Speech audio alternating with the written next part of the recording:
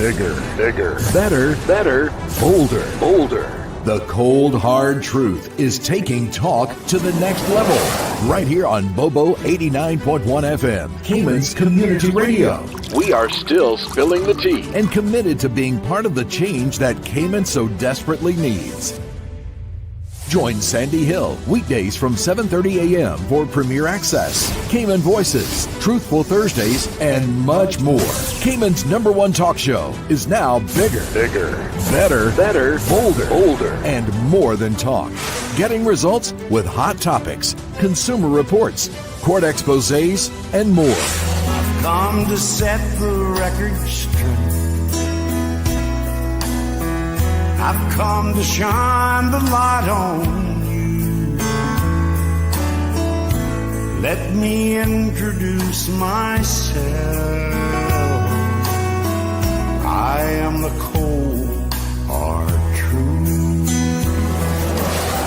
Now, from the CMR studio in Grand Cayman, live, direct, it's the cold, hard truth. Now, join the conversation on 345-936-2626. That number again is 345-936-2626.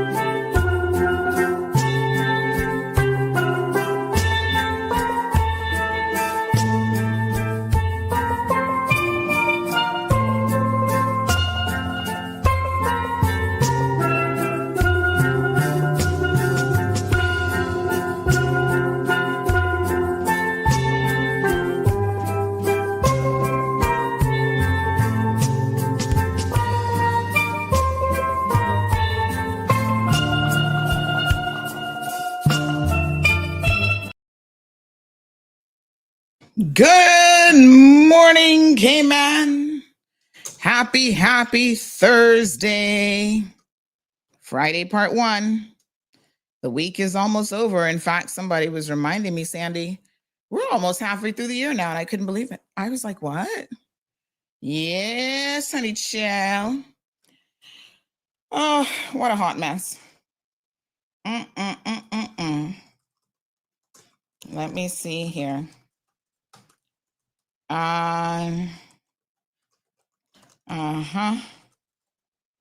Okay.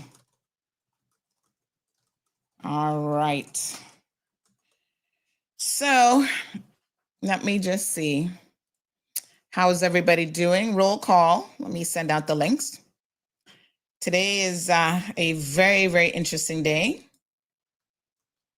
I'm just messaging one of my hairdressers because I need a little something done to this Mad Hatter of mine to see if we can't look good for the cameras today, because y'all know today is the day that, oops, what the heck is this? Hold on. Today is the day that we get the victory in writing. We are ready for it, Caymanians. We are ready. By the way, big shout out to all of the graduates. I see you guys and I see the amazing job that you guys are doing. So many proud parents. So congrats, not just to the graduates, but the parents and families who have made amazing sacrifices to ensure that your children had the opportunities that they have, taken advantage of. Because the opportunity has to be there first before. Hold on 1 second, just muting YouTube. Yes, the opportunity has to be there first and foremost, before you can take advantage of it, right? So congrats to all of our success stories. We are so immensely proud of you guys. And keep striving for the stars. This is the first step and what can be a very long journey of pursuing your education. And so we wish all of you continued success. Your professional lives are just starting. I see some of you have been accepted to master's programs. Some of you are graduating from high school and you're going on to university. Sarah Sue, I just saw your post. You have a 21-year-old now. Oh my God. So hard to believe. Oh, imagine me with a 21-year-old. Well, it's certainly possible. I could have done it. Take my hats off to those of you who have done it multiple times, and you're getting through that journey of parenthood. I know it can't be easy, honey child. I'm only at year 8 and I'm like, what a hot mess. What a mess, honey child. It's all good. It's all good. But I still take my hats off because I know parents every day make tremendous sacrifices. And now some of my peers are grandparents. Their kids are having kids. Oh my God. Their grandchildren are turning all 15 and 16. And it's like, whoa. The time certainly is not standing still for anyone. But I'm just so pleased that so many of our young people are doing so well with their studies, and they're really just focused on what they need to do. So today's Victory Day. That means that I need to get there in time. I've been kind of cutting it close with court. Big shout out to Michelle Richards. Thanks for understanding that my job normally takes me right up until 9:30. And no matter how hard I'm like, okay, 9:30, let me hurry up and get out the door. Normally I have to run and go change at least my bottom half, put on some pants, change into, like yesterday, I actually wore a dress to court. Well, I had it on in the morning. So this morning I'm completely dressed. All I have to do is put on my watch, shoes, and then I need to get my hair sorted out because I tried to do something to it last night and it didn't quite work out. I've got to do, I can get natural curls and waves if I do the little Chinese bumps. But I was trying to get Miss Stacy to help me with it, but I need to give her some more instruction. She has to do it tight. It can't be loose because then the curls don't really form as they should. But anyway, hopefully Miss Pat is able to squeeze me in this morning. Listen, nobody can style my hair like Miss Pat when I'm looking for particular do. She does this thing, and I don't know how she does it, but she does the style, and she gets like this, I don't know. It's like, she just is amazing. And she does the side just perfectly. And yeah, so when I'm looking for a particular do, and she's the one. She's the one who, and she's the only one that I've found that has been able to, No, she's the only one who's been able to do that for me. Miss Pat's a nice Jamaican lady that I've been going to for umpteenth years. And so I just messaged her and say, hey. So she says she has someone at 9:30, but I can try to be there earlier. Okay. All right. I'm going to do my best to come early. When you're driving from the east, you can't leave out too early. There's that sweet spot where if you leave out too early, you're going to still hit traffic. So, but yeah, she gives me like nice curls. And then over in this side, she manages to get this like almost like feathered, like layered in a perfect way. I can't even mimic what she does. She does something like this, and then, but it kind of like stays in place, and then the rest has more full body, and it just like looks really, really good. So I need her today because we got to take her victory photo. Court of Appeal is dropping. So yeah, we gotta be ready, honey chill. All right, so I'm dressed. I was trying to decide what colors to put on. I was like black and white. And I said, nope, let's go with some colors. So this is my little dress and jacket this morning. And got my pearls. You guys hear me talking about clutching pearls. I need to buy more pearls. Putting on my little pearl earrings. Auntie is ready, honey chill. Yeah, look at that. And so I don't know that I'll be clutching any pearls this morning because I kind of have an idea of what's coming. We're waiting on the details of what they have to say, of course, because in law, the details do matter. Uh-oh, we got a caller. Good morning, caller. Good morning, Sandy. Hello, how are you? Well, fine, thank you. First of all, I'm not calling to say anything particularly special, except I think it is special. I think you look absolutely gorgeous. Oh, thank you. Yeah, and I didn't realize that today is supposed to be Victory Day. Yes, so, the judgment, they've informed us a couple days ago that it would be read today, and it's ready.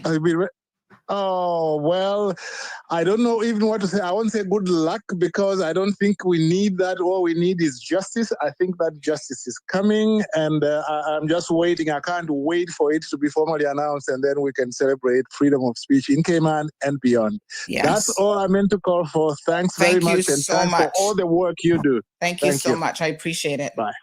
And you guys would be surprised that even as I stand here this morning, freedom of speech continues to be under attack in this country, because even in yesterday's courtroom, the DPP's office is trying to convince the court to have me take down all of the articles. The other case that's coming up, they're trying to get me to take down all of the articles in relation to that complainant, all of the articles dating back to 2021, 2022, like years at least, that I should take down all of the articles in relation to him, because that way it's not going to taint the jurors. Wow. The truth taints jurors. Pretty wild. But mind you, they're not going to make him take down all of the content that he pays for. Because, you can go to these sites and give them a press release and pay for it, and then it reshares on other sites and whatever. There are actually companies that do that for you. And what that does is, I'm on to certain people, that will push down in the Google search the negative and truthful articles about that person. And then what you get is all of the flowery stuff that they have contrived and the stories that they've made up, which is about 20% the truth and the rest pure lies. They're not going to ask him to take all that down. But me, only me, no other media in Cayman, not the Compass, not CNS, not anybody else, has to take anything down that has been written about him. I have to do it. Boy, I tell you, if y'all don't understand how under attack the truth is in this country, wow. It's serious, but we're going to keep pushing through, I see big shout out to Alric this morning. He is challenging the government, the courts. We're going to think about legally challenging them because, they keep telling us that we cannot post certain things about defendants, especially those in relation to sexual assaults. It's so interesting that that seems to be the one, not murders or anything else, but sexual assaults. They're the ones who they've gotten to the point now where, okay, it's not just, oh, you can't publish their names. They're telling us in certain instances, we can't publish the stories at all. It's pretty wild.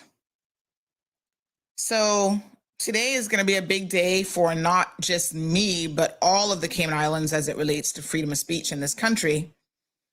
And most importantly,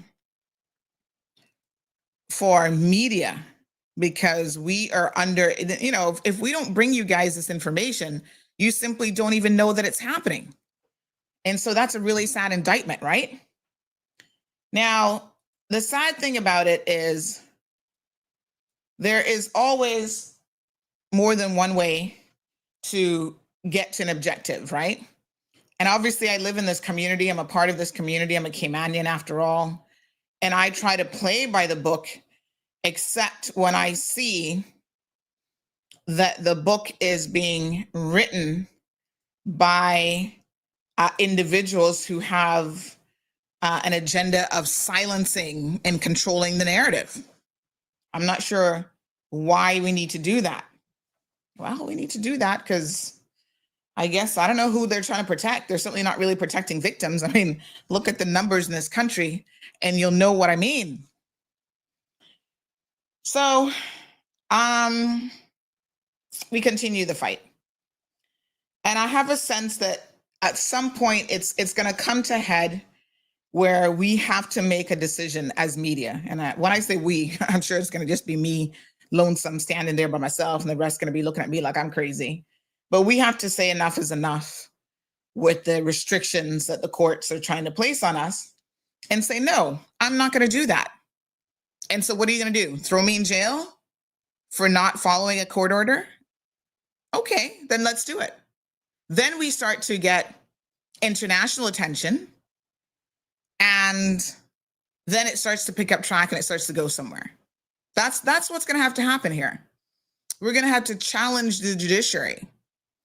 I think some of us, I'm up for the fight. Maybe Alric, Compass, probably not. CNS, poor Wendy. I think she's had enough of the fight now, but you know, we're going to have to keep pushing through on this. Every single angle that they can come at you, they do so. The fight is real, folks. The other thing that has occurred to me, and so now this is where we use our heads, right? They believe that they can control media in the Cayman Islands. And I suppose up to a certain extent, they try that and it has been successful. But what they cannot do is they cannot control international and overseas media. So let us logically think this through, right? My company is registered here. When they do an order, they will say, yes, that, this order is for all media in Cayman. I guess they try to control you. They're going to threaten you with jail sentences if you don't adhere to the orders, or you won't have access to, their court to be able to cover stuff, et cetera, et cetera. So they have ways of trying to enforce the order. How do you think, first of all, their orders only are in this jurisdiction, but what do you think they would do if there was a publication outside of Cayman that when we couldn't publish something, that they published it? There's nothing that they can do. And so what I may be doing, and I'm going to tell them what I'm doing, is I may actually have to come to the realization that I have to work with some of my regional partners and international partners, even one at the Miami Herald, to get these stories out there on a totally different site that's registered overseas, registered outside of the jurisdiction, that our judiciary has zero control over. But isn't that sad that I would even have to think about doing that? Right? That's crazy. And it shouldn't have to be the case. And that is why I'm committed to fighting the fight here on our soil.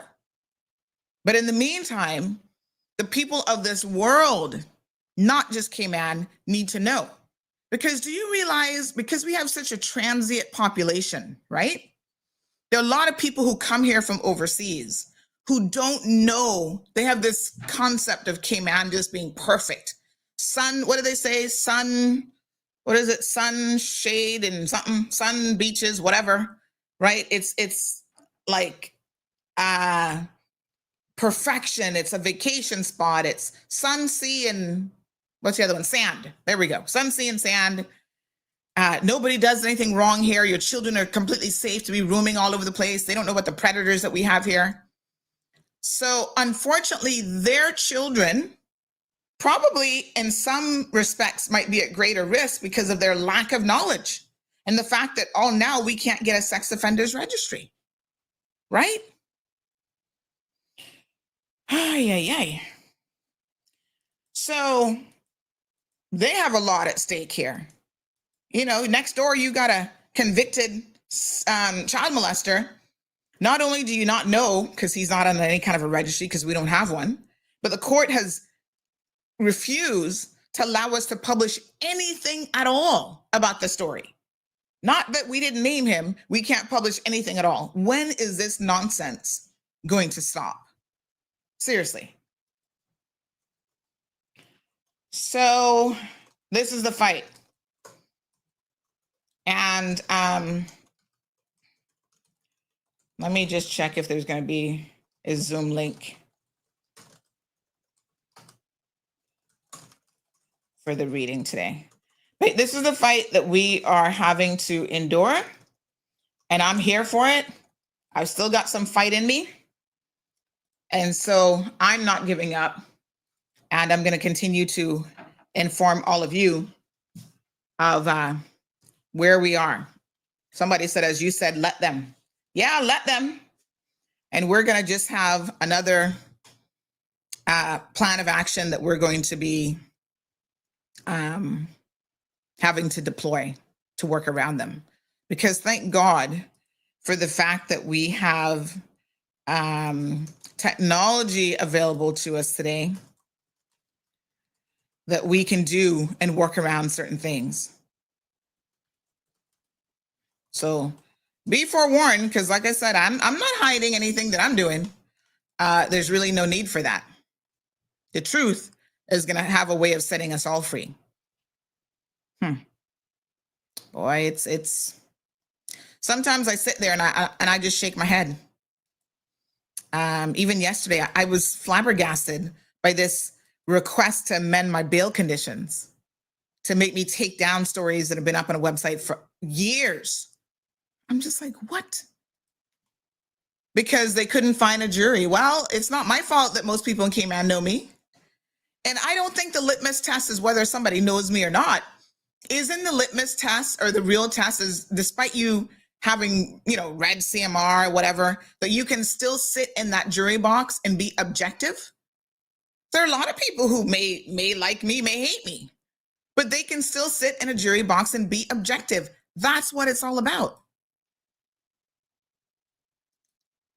So the next time, they're going to ensure that the maximum number of jurors, because they had a smaller group this time, they're going to ensure that the maximum number of jurors are actually called. So they're going to go into their archives and call everybody for jury duty when it comes to my matter. But I'm like, think about it. Think about it for a second. If 90-something% of Cayman, people in the Cayman Islands have heard of CMR, know of CMR, blah, blah, blah, blah, that cannot be the test. It has to go beyond that. Despite that, are you still able to sit objectively and hear this case on the facts? So the fight continues. Okay? We're not going to give up. Alric appealed a decision by one of the judges, and the judge themselves hear their own appeal about orders that they put in place. And they said, nope, they're going to nonetheless uphold that order. And I said, well, let's do a judicial review. I'm in. So we shall see. All right, folks, good morning to one and good morning to all. So this morning, I'm going to be playing a bit of a controversial piece. We'll get to that here in a second. And I know some of you won't listen to it, and you don't have to listen to it. That's the beauty of the world that we live in, is you have choices. You see, nobody should force you to have to listen to anything. That's what freedom of expression and freedom of speech is about. I can say I have my freedoms. That doesn't mean that you have to listen to it. You can tune it out. You can watch something else. That's fine. So make sure that you understand that I get that. And I know that the person who's going to be featured in today's interview, some of you do not like, and I totally understand it and I totally get it, but you have a choice to simply tune out. Doesn't mean that they're not worth interviewing or worth understanding at some level. Okay? So good morning to all of my beautiful listeners, Caymanians, Jamaicans, Americans. We got people from all over the world that listen and love this program, love the show. I thank you so much. KK says, say it again. If you don't speak on it, we would never know. Simple, and it's sad. Oh, thank you so much, Jim. He says, I like the whole look. Hair and all, you look fabulous. Yeah, the hair is not really saying much, though. Trust me, we gotta fix that up a little bit, like I said. Get me a couple more little curls going on. And then, this has been my journey to no hair processing and stuff. And it's been going on for a couple of years now, and it's getting much healthier like it used to be before. Somebody said to me, man, when you had your baby, she really did a number in your hair. Yes, Jill. That's why she has such gorgeous hair, because she sucked all the nutrients right out of me. And so afterwards, I noticed that my hair was breaking and just the quality of it was really bad. So I stopped processing it, cut it off. And I don't know if you guys remember when I cut it really short, I couldn't put in a ponytail. And I'm a ponytail girl, so that really was hard to deal with. And so, yeah, now it's coming back. I still color it, though, because I'm not ready to give in to the grays yet. And so, yeah, we're making some good headway now. It's much, much healthier. And, I still pull it back in 99% of the time, but that's all right. Listen, let me give a big shout out. Now, I hear every single day that you guys say, Sandy, your show has an amazing reach. People listen. And I know that it does. I mean, don't be fooled, but sometimes I wonder how much they really listen and how much they pay attention. But every day I'm convinced more and more, especially the good people, even the bad people are listening, like the one called in yesterday, trying to threaten me because he was parked wrong, and then he's going to get upset with me. I'm like, dude, what? Are you crazy? Anyway, I had a gentleman call me early this morning. Normally I don't answer calls before the show because I'm like trying to get ready, trying to get stuff done. But he called and he said, Sandy, I heard your comments yesterday about the vehicle that was on fire. That's actually one of my company vehicles. And we were so fortunate that our driver got out safely. He wasn't injured. And we didn't know because we called the tow company. First, there was some mix up with that. And then we eventually got it towed, but we had no idea that debris and glass was left behind. So after hearing it on your program yesterday, we immediately sent someone out and they cleaned it up. So it's no longer there this morning. I said, wow, thank you so much for the update. And he said, yes. He said, Sandy, thank you, because we just didn't know that. And of course, they didn't want to leave anything from one of their vehicles on the roadside. So they voluntarily went and cleaned that up. Thank you very, very much. So there are a lot of good people who don't mind being called out because, like in this instance, they had no idea. And it wasn't me trying to make, I don't even know the company name or whatever. It wasn't me trying to make them look bad. I actually thought maybe it was a government agency that was responsible, but they took full accountability and full responsibility for it and took care of it. So that's good. That's what you do when you're a responsible member of this community. Things happen without a doubt. I always tell people, man, it's hard when you own a business because people complain about your business, you don't even know what's going on in your business because these people are there doing stuff and you have no clue. And then you get in there and you see what they've been up to and you're like, oh man, making my customers look bad, making me look bad. And you've got to address the situation. But if you don't know anything about it, right? No one has informed you, then you're really operating from a position of lack of knowledge, lack of information.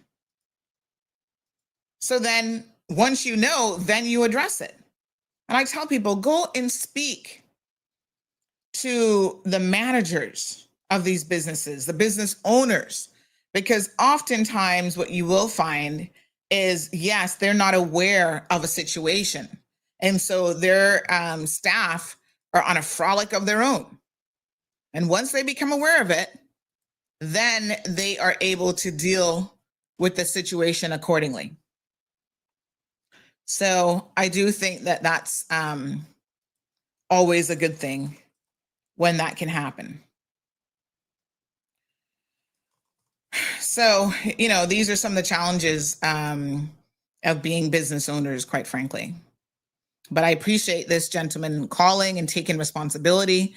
It was the same thing recently. Remember, there was a gentleman from West Bay who had called about the bus drivers speeding and whatever. Remember that one? And he called and I said, oh, okay. The bus owner of the company that he mentioned was listening to the program and he called me. He said, Sandy, I heard this gentleman and I want to reach out to verify for sure that it's one of our drivers. And then, I'm going to speak to them again because it wouldn't be the first time that he has spoken to them, and they have meetings and they send out voice notes in their group chats about, please, you're representing our company. It's our logo on, the side of the bus or name, and you're out there speeding like a bat out of hell, potentially endangering people's lives. They're going to know that that's our company and you shouldn't be doing that because it's against the law. And so once again, stepped up to the plate and said, no, you cannot do that. And so he reached out and wanted to speak to the caller, and I provided him with the caller's information after I verified that was okay, so that they could figure that out. Mirror Star says, where are you going today, honey child? All dressed up? Yes, we're going to court. So I see you're late to class this morning, ma'am. But we're going to court today. This is the third time this week. This has been a busy court week, honey child. I'm like, don't call me now again for a little bit because I don't want to come back. But yes, we're going to court today because the Court of Appeal decision, we've been notified, is ready. And it is going to be read in court. So how this happens is the Court of Appeal have written it all up. Somebody typed it for them, obviously.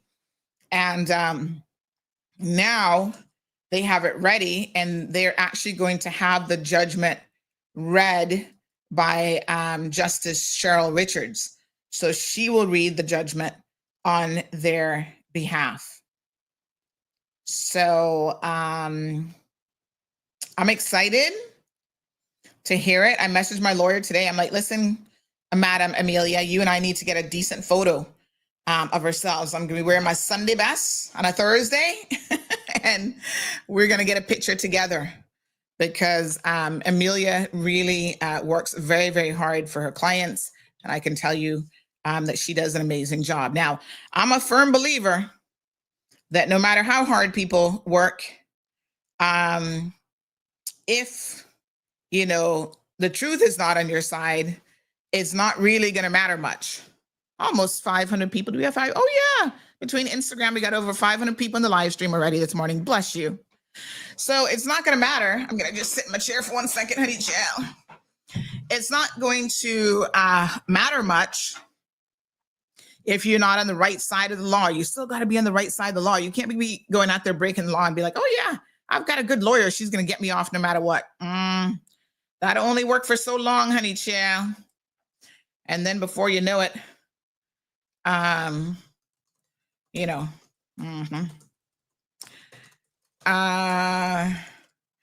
the system will catch up with you.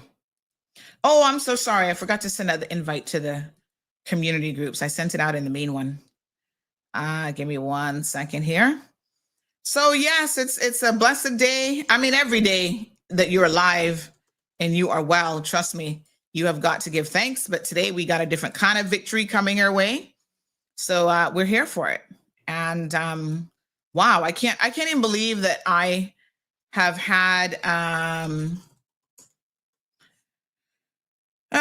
I can't even believe that I have had a case go to the Court of Appeal. That is, when you know how few cases they accept and how few cases they accept and then they actually hear, like, you know, because you do like an initial and then they go on to the next stage, and how few cases they actually issue a judgment on. You get an idea when you go to the website and you see the number of judgments that they write. So 2024 Court of Appeal, and I remember they meet normally, I think 3 or 4 times a year, and they have a lot of people appealing to them. But literally there was, last year they wrote 1, 2, 3, 4, 5, 6, 7, 8, 9, 10, 11, 12, 13, 14, 15, 16, 17, 18, 19, maybe 24, 25 judgments. Just having a quick look. And they don't, you know, when you think about the thousands of cases that go and how many people are appealing to them, they don't get to the point where they write a whole lot of judgments. And most of the cases, especially with criminal matters, they do not come to the stage where they are successful. So I'm on cloud 9 today, because this actually is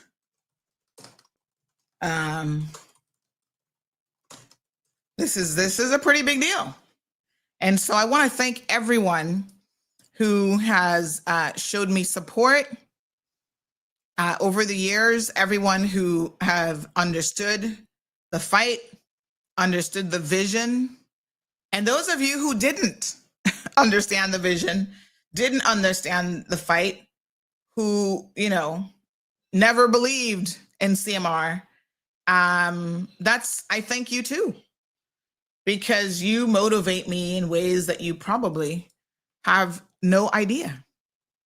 So bless your little hearts. Keeps me going. I don't need coffee in the morning. I got the haters to motivate me and got me smiling all day long. What a mess. Such a good life. Praise the Lord. Hallelujah. I'm blessed. I don't know about y'all, but I am blessed beyond measure. Yep, I am. You know, sometimes we reflect on our lives and how we've gotten where we are, and the constant fights. And it's like, I was talking to a friend yesterday, and she's like, why is it that we have to fight for everything in life? And I found it to be a peculiar question, because I feel like I'm just such a fighter from day one. I feel like I must have come out of the womb fighting. My hand, you know those little funny baby pictures when you see babies doing stuff that make you chuckle? I feel like this must have been me when I came out. Hands were up. Like, okay, I'm going to have to box my way through this world. This is going to be a tough one.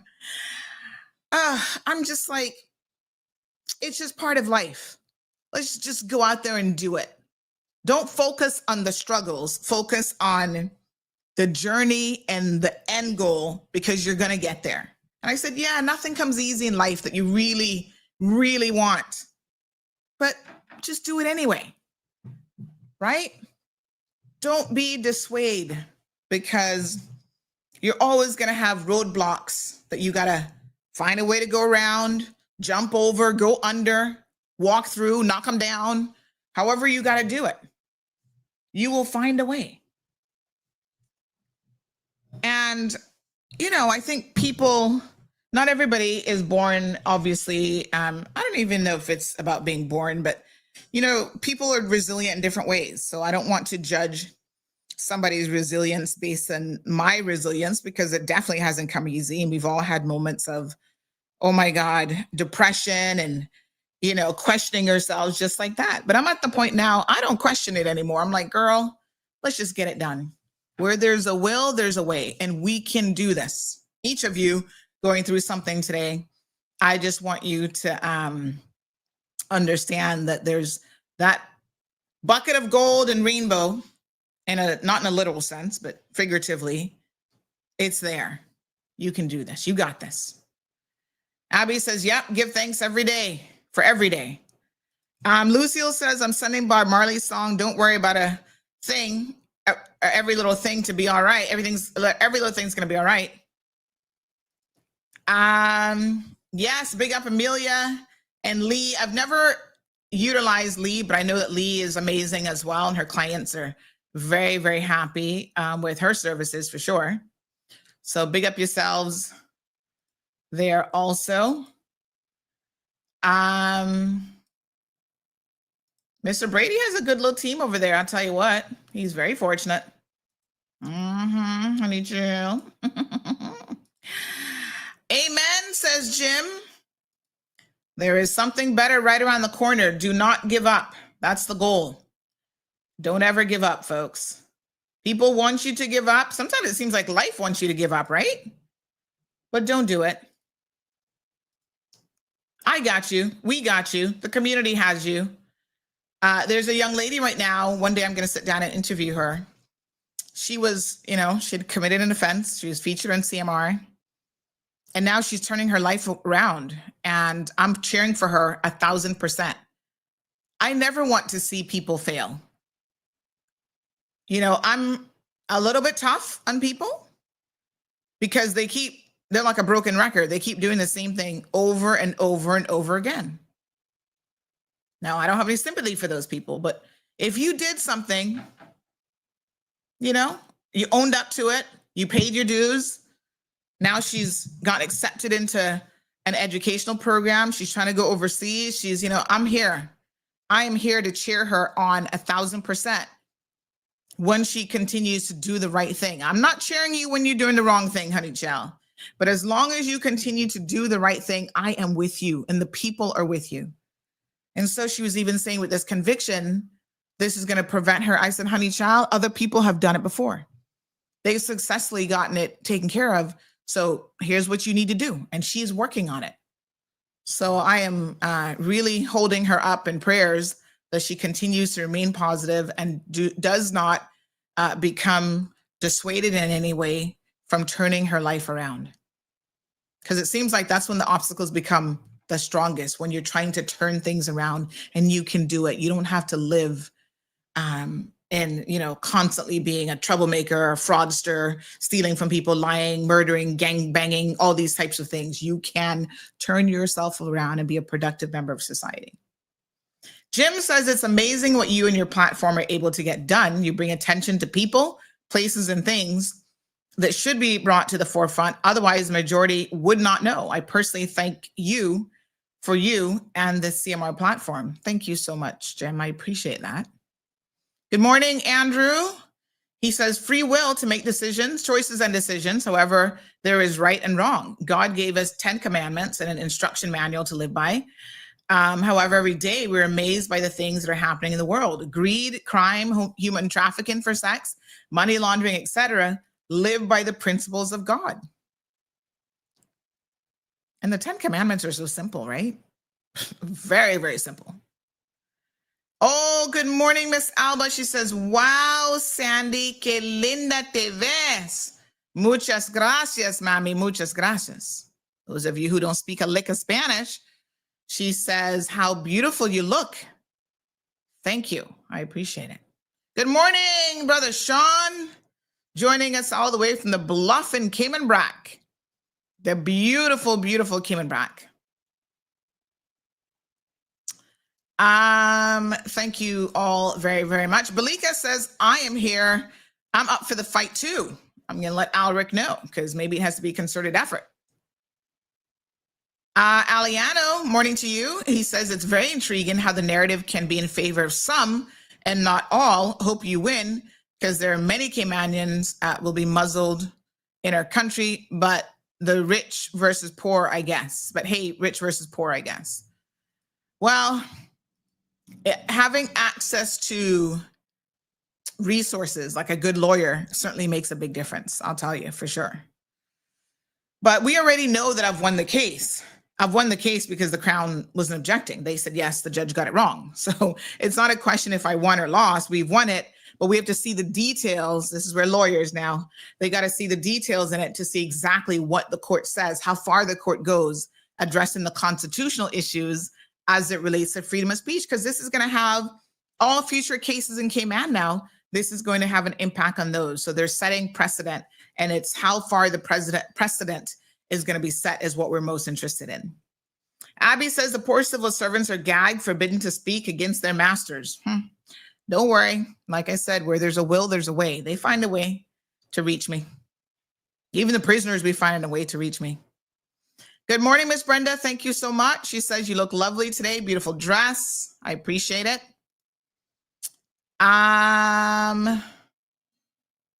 Good morning, Miss Darlene. Yes, Miss Romelia. Zoe says forgiveness is an essential trait to human existence, humanity, most certainly. Oh, Mirstar, how you know who I was talking about? You up in everything. Morning, clean and straight. All right, there's so much happening around the world today. This person says, Sandy, just remember that you're on the right side. God always wins. The world is in a spiritual battle. Most don't understand. Thank you. Keep fighting. Heart emoji. Thank you so much. All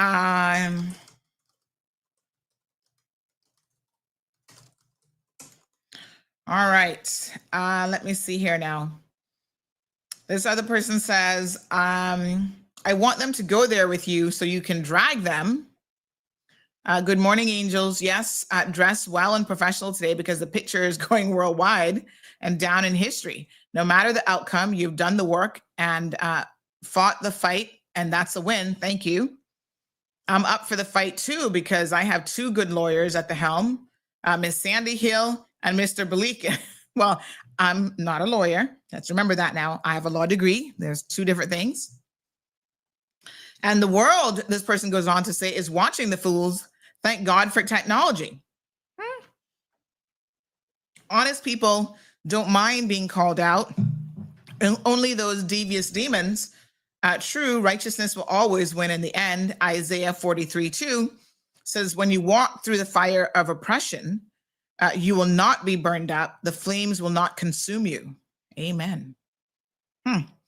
That's always been my motto in life. Nothing good comes easy. It's through sin we have to fight. All right. Very, very good. Okay. Good morning. I understand Kenneth made some sort of comment on Radio Cayman to the fact that the current government representatives will only go on CMR because you are favorable to them and they can manage the narrative. Oh, Kenneth. You know, he was on my mind this morning because somebody else had brought him up several times yesterday, in fact. And what I want to say is, Kenneth, sometimes less is more. I said to you the other day, read the room, and sometimes less is more. The election is over. You held on to your seat, not by the margin, obviously, that you did last time, but you still held on to your seat. And a win is a win, no matter how you slice it. A win by 2 points or 1 point is still a win. Relax yourself and just sit on the back bench and take it easy. It's kind of played out now. The narrative of, Sandy, this, that, next thing, it's played out. And you see, I'm not trying to embarrass Kenneth in any way, but you got to start coming from an authentic position. Because when you don't, and you keep saying stuff like you keep calling out my name, right, over on Radio Cayman, I am going to have to expose the truth. And the truth is, Kenneth and I just 2 days ago had almost an hour long conversation. And he said, can the opposition come on your show? And I said, sure. But I said, you know what, Kenneth? You see, I don't hide anything from the people. This is the difference. I said, you know what, Kenneth? What we're going to do differently, because you guys keep jumping on this narrative, this foolishness about, they're buying, what's his name? Wayne Panton is running CMR. I said, listen, now going forward, all of you politicians are going to pay to play on an ongoing basis. Doesn't that just even the playing field? So once you see them here on the show, they're paying for the airtime, because private businesses have to pay for the airtime. So why are they going to get a pass? Kenneth, I am begging you, please. You're doing yourself such a disservice. Because right now, if I wanted to, I could take that show, you over at Radio Cayman, and demonstrate the conversation that you and I had, the things that I said to you, and so forth, and show how incredibly duplicitous you are. It's called lying. Stop. Thank God it's 8:25 and I got things to do today. Stop lying. Okay? I gave him the option of having his own show. I'm like, Kenneth, we're launching CMR TV. Do your own show. No. You have the following already. You have the audience, because you see, when you do your own show, you got to spend money. You have to work, whatever. I don't want to talk about all these things that I say about Kenneth, but Kenneth, you cannot go on Radio Cayman and lie to the people of this country and give them this false narrative when you and I have had a conversation and you know what the truth is. You know what my position is, and you know what the truth, dude, you're the one who said you can't afford it. And I said, well, let's catch up again next week and see where we are.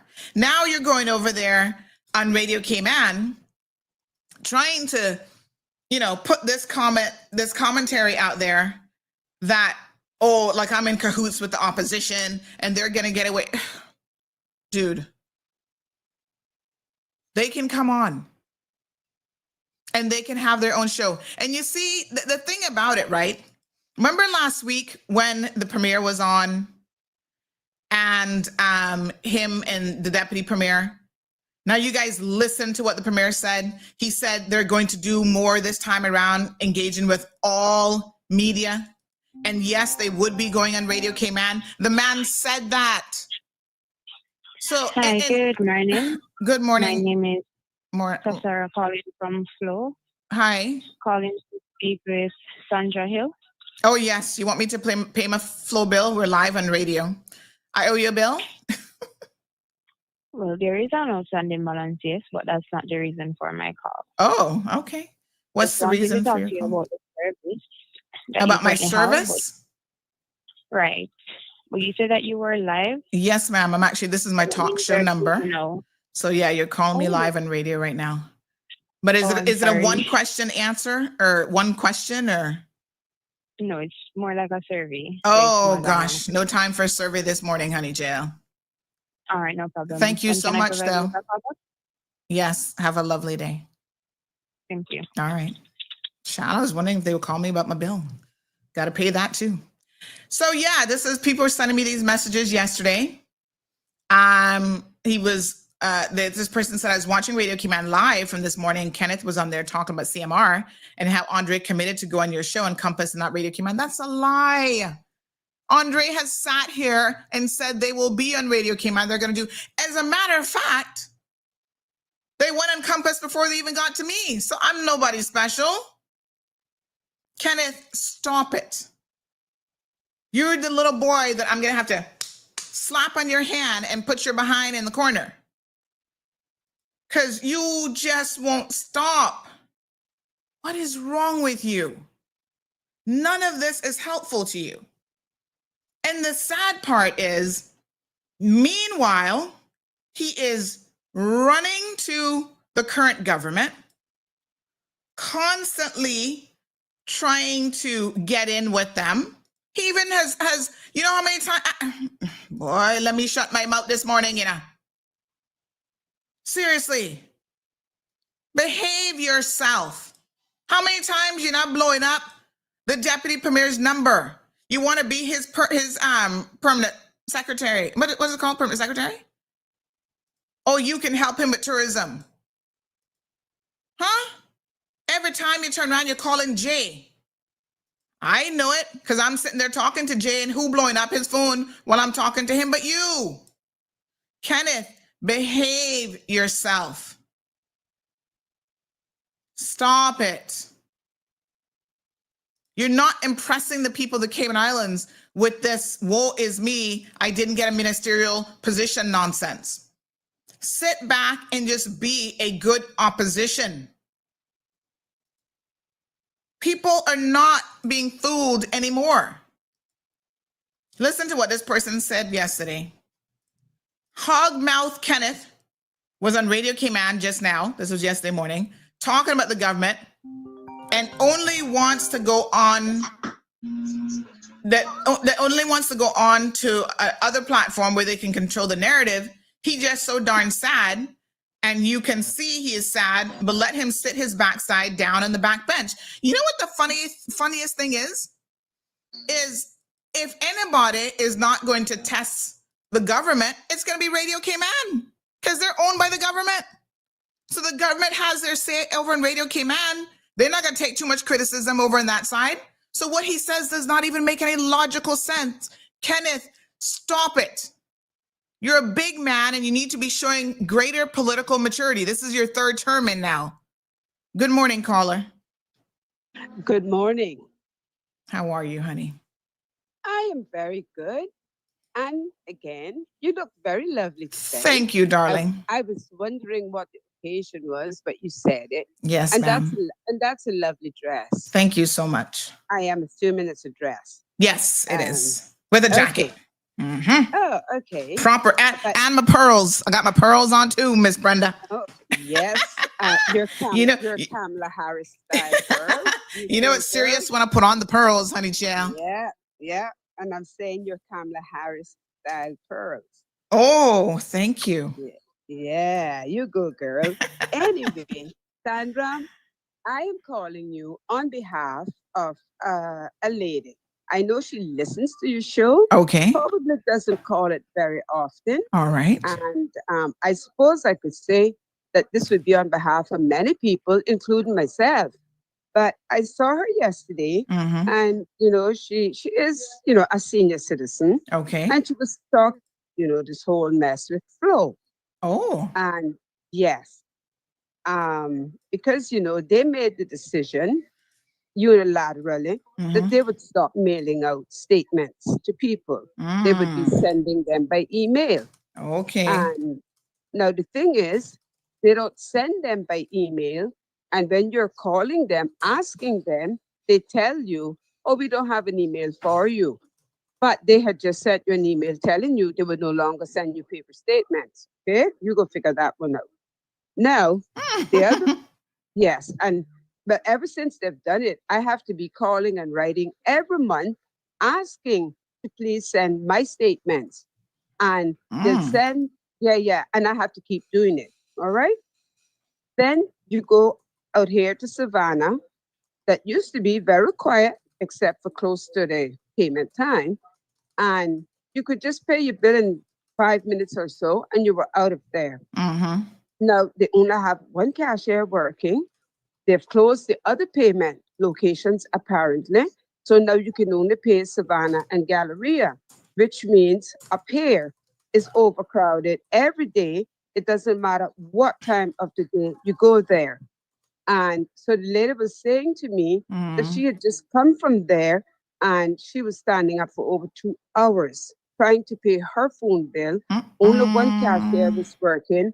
Says she has a problem with her leg. And, that something needs to be done about it. Of course, I agree with her. Because she wanted to know, like which minister now is going to be in charge of this. I told her I wasn't sure. But she thought that she heard my voice on your show sometimes. So she was asking me to call you and say something to you about it. And I said, well, I already had planned to do that, not just with Sandra's show, but, because I did it already. But obviously, it's not helping because those people have been allowed to do whatever they want to do. No one is policing them. No, especially not for us. And then it gets worse. If you call there for a fault, you don't even know where in the world you're being answered. And they will even tell you, oh, I'm sorry, you don't have an account with us. Well, honey child, and then they call in for surveys this morning, as you can see. What a hot mess they're in. Yeah, but you know All right, what? let me. I'll tell you something. They don't call me because every time they call me, I block the number. They probably got a million numbers. So when I block one, they just call me from another one. Lord so Jesus. I have blocked, and I told them already. Yeah. Save your phone call. You don't want my survey. I said you can fill it out for me, and if 1 is the lowest number and 10 is the highest, then put a 0 by every one. That's my answer to your questions. Or they were chasing me down, offering me Flow TV also. And at that time, I think it was a 3-month free trial. And I said, listen, you are in the business of telephones and you can't get that to work. Now, why would I want your TV service? All right, leave me there, Miss Brenda. I'm going to reach out to them, and offline, if you can send me some details on that particular lady. So specifically, I mean, there are broader issues here for sure. These are all customer service issues, but let's make sure that that lady can get her bill. You're getting your bill. And then I need to have a conversation with them on how they need to improve their customer service but overall. It's not, like I said, it's not just me. No, I understand. Or that lady. Yeah, because I every time I go there now, that is the problem. Yes. We have younger people in there having to come in there to pay their elderly grandaunt or aunt telephone bill for them. Because as I said, how is it that they expect, and I'm hoping that our new government will address this, because I've been speaking about this for a long time. They cannot, and I stress, cannot allow these people, not just Flow, the banks, whomever else, to just do these things online. What about our elderly? Some of them don't know anything about a smartphone, and some of them don't have a computer. Even if they know how to use one, they don't have one. So what happens to them? Some of them don't drive. I've already reached out to Flo. We're going to have a conversation. Yes. Not to worry, honey child. I'm on it. All righty. Thank you, darling. Okay. Come on through, Miss Stacy, bringing me some breakfast so I can have some energy for court today. Gina says, yeah, agree. Something needs to be done with slow flow. Jim says Flow customer service is seriously lacking. They need more people, organization, and serious training. So thank you, ma'am. We are going to speak with them and try to get them sorted out. Somebody said, please get back to Kenneth. We don't want to hear no more about Flow. Oh my God. YouTuber says people aren't getting their bills. I get multiple emails, multiple text messages, everything. Oh yeah. So this person says, hey, oh yeah, I think we read that one already. Anyway, we don't have too much time for Kenneth this morning, but I'm really going to ask Kenneth to, somebody says that he's a big hypocrite. He used CMR to maintain his popularity, to keep his name out there, and to present himself as a hard worker. And listen, that's the name of the game. That's what everybody, I suppose, at some point is trying to do. But you have to be authentic, because eventually you expose your hand. People are not stupid. People are not stupid. And so, Kenneth, I'm going to ask you, do yourself a favor. The least you say about what's happening over here on this side of the fence, probably the better off for you. Because you know me already. When you call up my name, I'm going to set the record straight. And me setting the record straight is not going to do you any favors, because you're on the wrong side of the record. Okay? Be forewarned.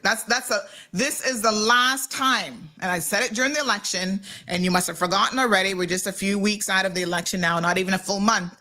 But this is the last time that I'm going to issue this warning. John, I don't have time for that today because I've got to leave out of here now to get to court. But I'm not going to say it again. I am not going to say it again. Okay? I don't want to have to sit here on radio and talk about the conversations that we have and what you know is a true position. Because then when you get on radio and say something different, you're forcing my hand to be able to do that. That's what I'm saying to you. Don't do that. Because I can prove that you are a liar. I'm just saying.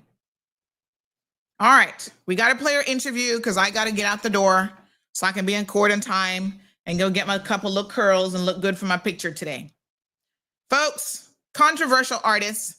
He goes by the name of Foots. I don't even know what his real name is. Hold on. Let me get you his real name. Good morning, honey child. Make it quick. Good morning, Sandra. Hey, Eddie. How you doing?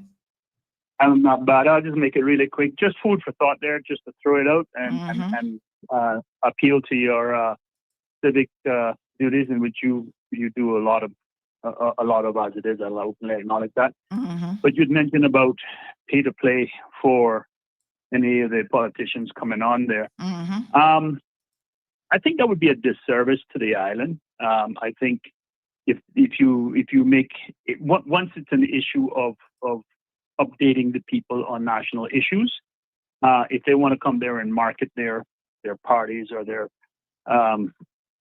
aspirations or what have you, in terms of nothing that has anything to do with the running of the country, that might be a different story. But as it is, it's just frustrating. I mean, OC is on the record, and then there's talk today. I think they're 2-hour shows that really, when you take out all the commercials, it's probably 20 minutes.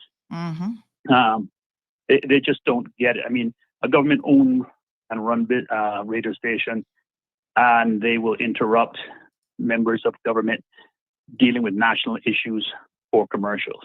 And I've spoken to them multiple times on air and off air about simply just saying, hey, this segment will be sponsored by, and that's in their contract when they sign up. So for you, food for thought is, at least on national issues and stuff like that, it's not a pay to play kind of thing.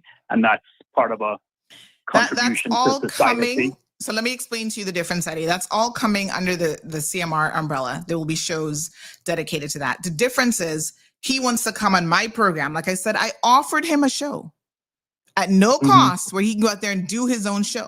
But of course, he has to invest his time. He has to probably invest in some equipment, etc. He doesn't want to do any of that. He could sit down on CMR TV and talk for hours. Sandra, I wasn't speaking to what Kenneth was doing there. It's just that you had mentioned that it was that you were looking to do a pay-to-play aspect with the politicians. That's specific to this show, but they're able to do their own shows under the CMR umbrella. But some people don't want to put in the hard work. This is what it comes down to, Eddie. Some people do not want to put in the hard work. And that's not my problem.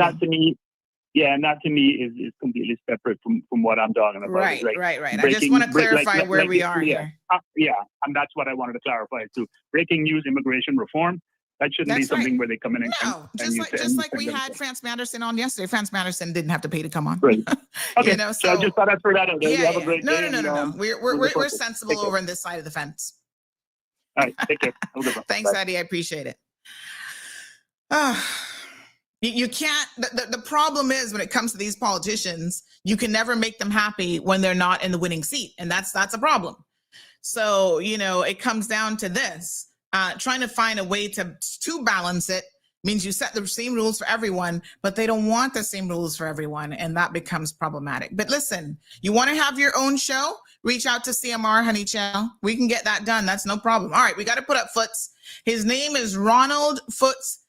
Keynes, I think is how he pronounces his last name. Extremely controversial artist there in Cayman, the guy who does the sculptures. When I was in the BRAC last time, I had an opportunity to interview him. Sit back, folks, and listen to this. At the very minimum, you'll at least find it interesting, if nothing else.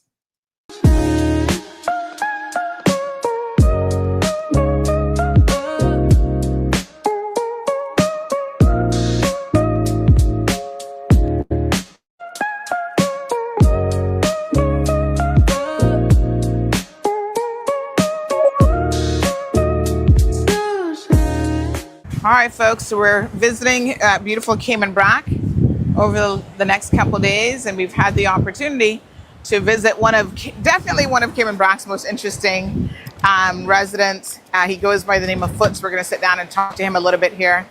But he's an artist, and we wanted to find out a bit more about who he is and, of course, what inspires his artwork. And so, yeah, some very, very interesting pieces here. So we're going to go on in. And, of course, you know, I'm sure Foots does not mind being controversial with his artwork, and maybe it gets people to think a little bit about art and what art represents. So let's go on in, folks, and we'll definitely take a look around. So, hello, Mr. Foots. How are you? How are you today? We are fantastic. Don't get too close to the camera, because then, yeah, there we go. Paradise. That's perfect. Okay. So, to tour this also serves as an art studio because most of your creations are actually here. Mm-hmm. So feel free to walk us through and tell us a little bit about your inspirations for different pieces and what it is that we're actually looking at. Okay. Yeah. All right, well, let's start that on this way, and then we'll kind of work our way Okay, back. sure. Now, my art is, you would call it bizarre, controversial. Art Yeah. is art, period. Yeah. Art is creation, public judges. Mm-hmm. The cool part about what I do on this is all this wood is free. It just washes up on the beach. Oh, wow. Okay. And this is Poseidon. I had this piece of wood down there for about 6-8 months. Right. And I kept looking at it, and I said, there's something there. And one day when I walked through the bedroom, looked out the window, it clicked. Oh, wow. So I went in there and started that. And now if you look at it, each one of these little marks there, I've got power tools, side grinders with different discs.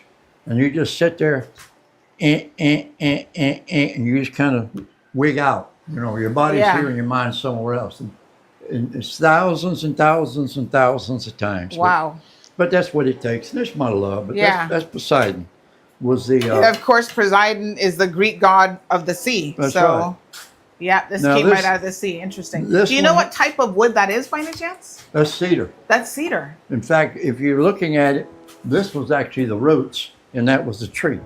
Ah, So it okay. broke loose. A lot of it's coming from the Amazon. It's terrible what they're doing there. Terrible. That's why we got seaweed, things like that. But, and you know, something good comes out of it. I'm getting free wood. You know, it sounds a little selfish, but Yeah. you know, I'm taking it and making something out of it. Okay. My thoughts, feelings, and emotions. Yes. This one's Troy. I'm into the Greek thing. Then on the other Okay. side of it is Achilles. Oh, wow. Okay. I've got to get a heavier base for it where I can bring it out and then it'll rotate. Right. That was a piece of wood that I found. It was all burned up, and I just went at it and cleared it away. And I've got it planned for a stand. But to me, and I can see a face in it. You know, I can see the eye. So I just see things in it. It's like looking at clouds. When you were a kid, you looked at clouds. You might see a duck, I might see a cow. Absolutely. Now this one Yes. here is the one that's maybe a little bit spooky for somebody, Yeah. but I call it the devil's tree. Okay. This is the only piece of wood I've found that's ebony. It's the only one. Everything else, I've got what you call a horse flesh. I don't know, it's like it's apples and curing. But this one, it was burned up. This was actually the roots. And this was the tree. God knows how big it was. But it was all burned up. So I went in there and did the same thing. Cut it away, cut it away, cut it away. And then I put the eyes in it. Are you painting them over with something? What's the finish? I use linseed oil. Linseed oil or tongue oil. And Okay. it gives it A nice, pretty finish, really. right. Yeah. It's beautiful. Yeah, It's absolutely. beautiful. I used to use some urethane. It just depends. But Yeah. like I said, this one here, you've got one face here, one face here, one face here, and then there's a little one right there. Yep. And you put these little, what are these little things in them? Have you Glass, added those? marbles, Little marbles, yeah. pieces of glass.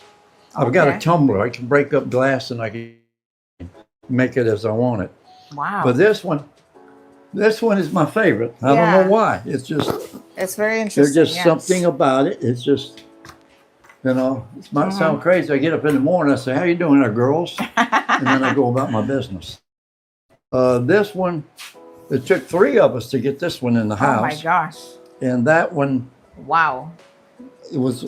this was all burnt out like this. All I did was clear this away, do the design, give the eye. The nose was already there. Yep. So there it is. Beautiful.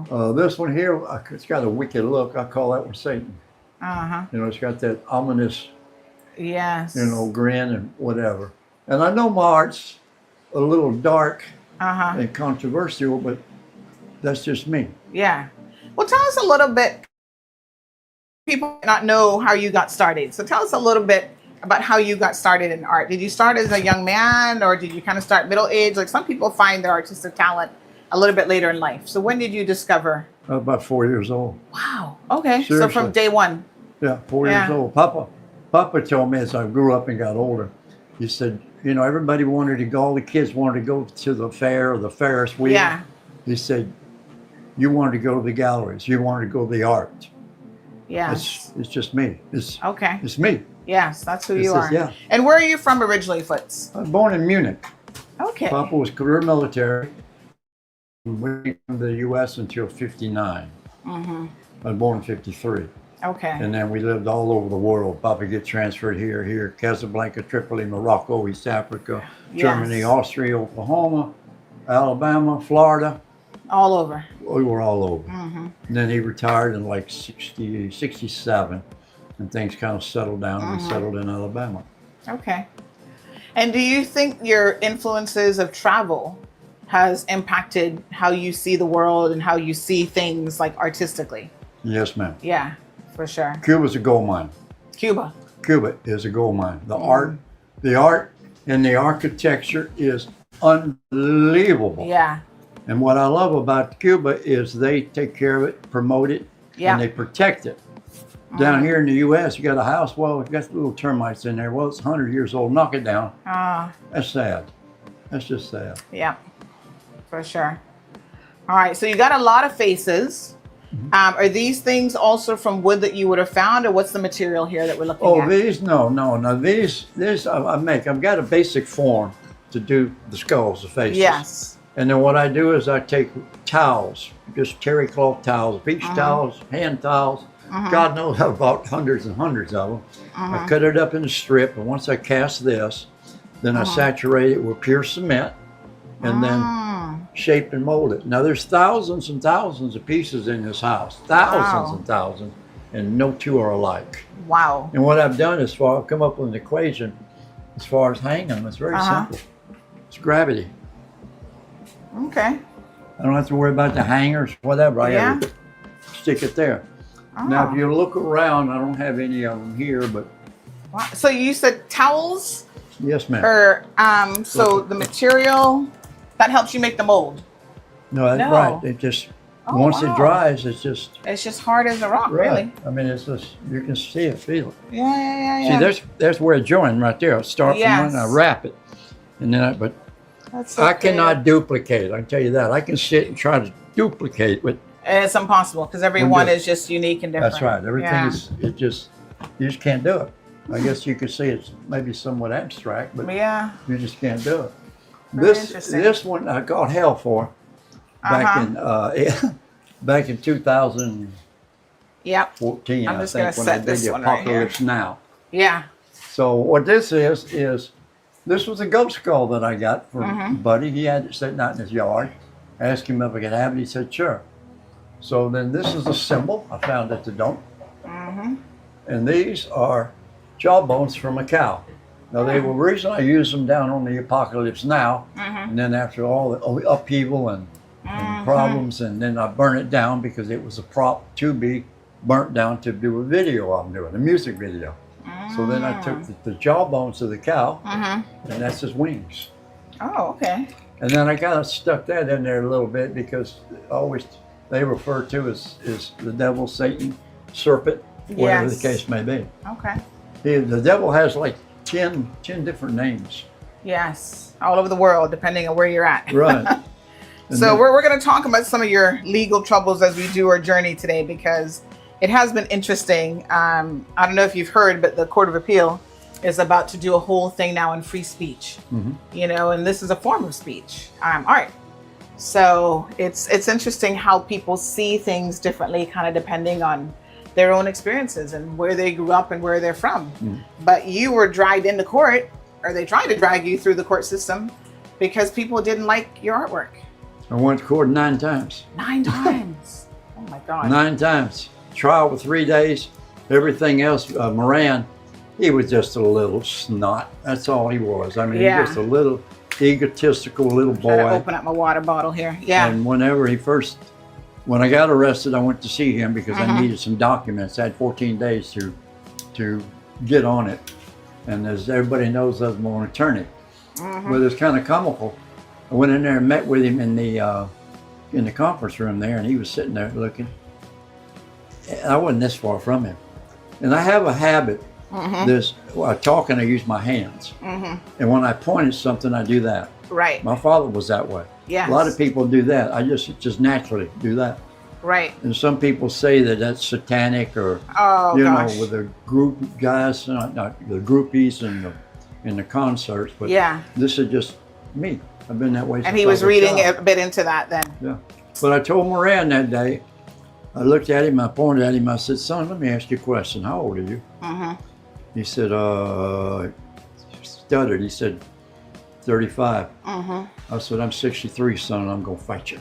I'm going to fight you. And I'm going to whip your butt. And and it was cold in that room, but you could see the sweat coming down his face. And I thought, I got you now. I got you. So you do painting as well? Is this one of your paintings? Yes, ma'am. That was from, it just explains itself. You had a Cuban girlfriend at some point. Right. Right. She was a sweetheart. She really was. She was a sweetheart, but she wanted to get married. She wanted to have kids. And I didn't, so it just didn't work out. What does that say? 19? Is that a year? 1999. Oh, wow. Okay. Yeah. And you actually, how long did you live in Cuba for? I went back and forth. Sometimes I spent a month, 2 months at a time. Okay. Very nice. I go there. Well, we used to go there for my medical and all, but I've been to Havana, Benally, Santa Clara, Montois, and all the other directions. I mean, it's just everywhere. But what I wanted to do, and I still might, it just depends. I've got some issues right now with a suit that I've got going on with government. But what I'd like to do is, I want to go to Cuba one day. I want to have an ATM card, X dollars cash. All I need is my backpack, a couple of changes of clothes, and just strike out. Go here, go there. You can get a bus for like $16 from Havana to Santa Clara. Right. That's cheap. So I go to Santa Clara, hang around there. I got friends there. Then I might go to Las Tunas. Yeah. I got an artist. Just do like a whole tour from one side to the next. Right. Just stay here. You know, I can get a house cheap. Yep. And they got good rum, and just enjoy life. Just enjoy life. Yes. All right. So you got a lot of. How long does it take you to make one of the faces? Because you sure have a lot of them. Be honest with you, I don't know. I couldn't really tell you. Okay. Now, in there on the wall, we'll work our way around there. I did that wall in 28 days. Okay. I know that for a fact. But the other things, I just don't keep up with it. Yeah. You know, I just do. And do you do something every day? Every day. Like a little? Every day I do and create something. Okay. Wow. Now this one's unique. This was a cedar tree here. Let's see. Oh, yes. Okay. This was the roots, and that was a tree washed up like you see it. Yeah. Again, I had to go at it to give it the profile. I was fortunate. Went through my Caymanite pile, cut that out. Look, I got the reptilian eye. Oh, wow. That's just like one in a million. And now it looks like a caiman, like an alligator or something. Yeah. It's like the movie they had where they all had all the dinosaurs and. Yes. Oh gosh. I can't think. I know which one. Jurassic Park. Jurassic Park. Yeah. Because if you look at that eye, and what it reminded me of is when the guy was fixing to shoot, and he looked around, he saw that eye, he said, "Clever girl," and she nailed him. I made the teeth out of Caymanite, conch shell. Out of conch shell. And that's what's so neat about it. You got all this stuff that's free. Yeah, absolutely. So you would say most of the materials is just stuff around the house that basically are around, washing up on the iron shore that Right. you're repurposing Yeah. and you use. Go up in the bluff. The bluff has got beautiful wood. There's a piece right there that come off the bluff. Mm-hmm. And that piece probably weighs 100 pounds. And the Wow. funny thing about that is that's ironwood. Oh, that's iron. You can throw it in the pool Mm-hmm. and it'll sink to the bottom. Oh, wow. But nature made it that Yeah, way. very nice. Now this piece here I found, it just washed up like it is. I just stuck an eye on it and I call that my lionfish. Okay. And this is kind of comical. I do it. I have a lot of fun. I have literally hundreds and hundreds and hundreds and hundreds of people come through here all the time. One day we broke a record. There was 62 people come through this house In one day. in one day. Wow. They started about 7 o'clock in the morning and they ended about 6:30. And I was wasted. I mean, I was just dope. And is it mostly tourists that are visiting you, or do you get like a lot of locals from Grand Cayman and stuff? I get some locals from Cayman, but Yeah. the ones here, they don't come around. I think Okay. they're spooked. You know, the ones Yeah. that there's only a handful that do. The rest of them, they just maybe a little standoffish. And Yeah. you know, I got no problem with that. I don't wish nobody no harm. Yeah, I just want to be yeah, left alone. Yeah. But this is comical what I did with this one. And I tell the tourists, I said, all right. I said, now you look in her eyes and you tell me what do you think she's thinking? And there was two guys in particular. It was really comical. One of them was a big old brute. He was big one, solid. The other one was a little short, stocky fella. So he was sitting there looking, and he said, I don't know. What do you see? What is it? And I said, look in her eyes. He said, yeah, I'm looking. I said, she's thinking, now you come back around 7 o'clock tonight, that's when I'm hungry. And you laughed about it, see? Yeah. Now the big fella, he was roaring. The little fella, he freaked out and run out the door. Yeah, she's a little vampire. Yeah, he ran out the door. Oh my goodness. So it's wit and humor. And yes. this one is interesting here. It's a riddle. Okay. You, me, sex, drugs, rock and roll. Oh, okay. Now, if you look around to the back of it, start finding the groups in there. Oh, you've got a lot of your rock and roll. Okay. Oh gosh, I don't know. See how carved down one way, then I come Yes. across and pick up another. Yes. You'll see Cher, Def Leppard, Led Zeppelin's Led in there. Zeppelin, and they just go on and on and on. Yeah. Okay. But that was another piece that washed up. It's beautiful. Yeah. Is that my phone? Yeah. Somebody's calling you. Well, let me see. It's aggravating. Alrighty. Disturbing. Okay, now there's my big feet. There's my skinny little legs. There's the mop of hair. I said, but don't forget the big nose. Thank you so much. You're quite welcome. So, my goodness, wow. I mean, it's just so, I wasn't expecting, I'll be honest with you, I don't know what I was expecting when I walked inside. Some people But- say it's overwhelming. I wasn't expecting you to have so many pieces. You've done a lot. Like I've seen obviously what's on the road front, right? But you're keeping busy. Tell me, how did you come to Cayman Brac? How did you? I came here in 1985 Okay. on a spur of the moment vacation. Yes. Fell in love with it. Started looking for property. I had companies and factories back in the States. I had to go back and do the Christmas thing. And then I bought a piece of property in 86. Built my first house that way in 86. This one I built in 94, 95. And between here and Little Cayman, I did construction. I had a construction company. I built like 12 houses. I just don't want to do it no more. And my knees won't let me do it no more. But so Yeah. I just do my art every Yeah. day. Something is created Right. every day. Yes. Wow. And this was one of my hiccups, I always say. I make a joke. I said, you know, most people, they got skeletons in their closet. Yeah. I don't have no skeletons whatsoever. Yes. I got whole bodies and I put them there. And this was one of them. This is your pole. Well, I had I went through a change of life, bought a nightclub in Mobile and worked it for a couple of years and got tired of it and sold it. Okay. So this was in the nightclub? Pardon me? This was in the nightclub that you had? Right, this? Yeah. There was this two pole? of them. I got the other one outside. That's 2-inch Okay. Monel. Oh, wow. That's $1,000. I mean, Yeah. it's tied to the foundation and the roof. Oh, And wow. people love it. It was really comical. There was they were a church group at first. They were kind of like looking and figuring it out, and then we all become buddies. And they used to come down every year in July. Nice people, but one of the elderly ladies, she was like 75. She was up here swinging around saying, "Where's the music? Where's the music?"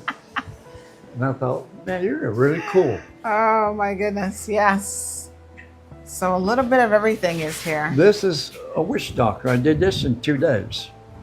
This is an Yes. African witch doctor. It could be Obeah in Jamaica. But I did this 2 days. It weighs about 75, 80 pounds. It's solid cement.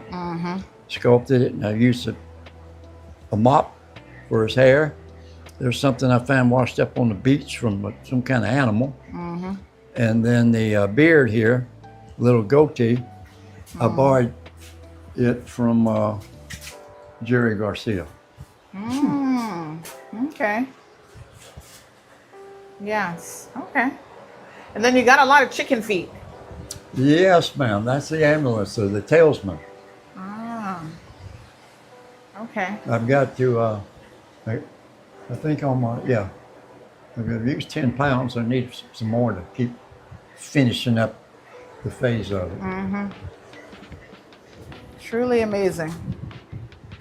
Wow. Now, further down on the back against the wall, next to that painting, you'll see this is one of my favorites here.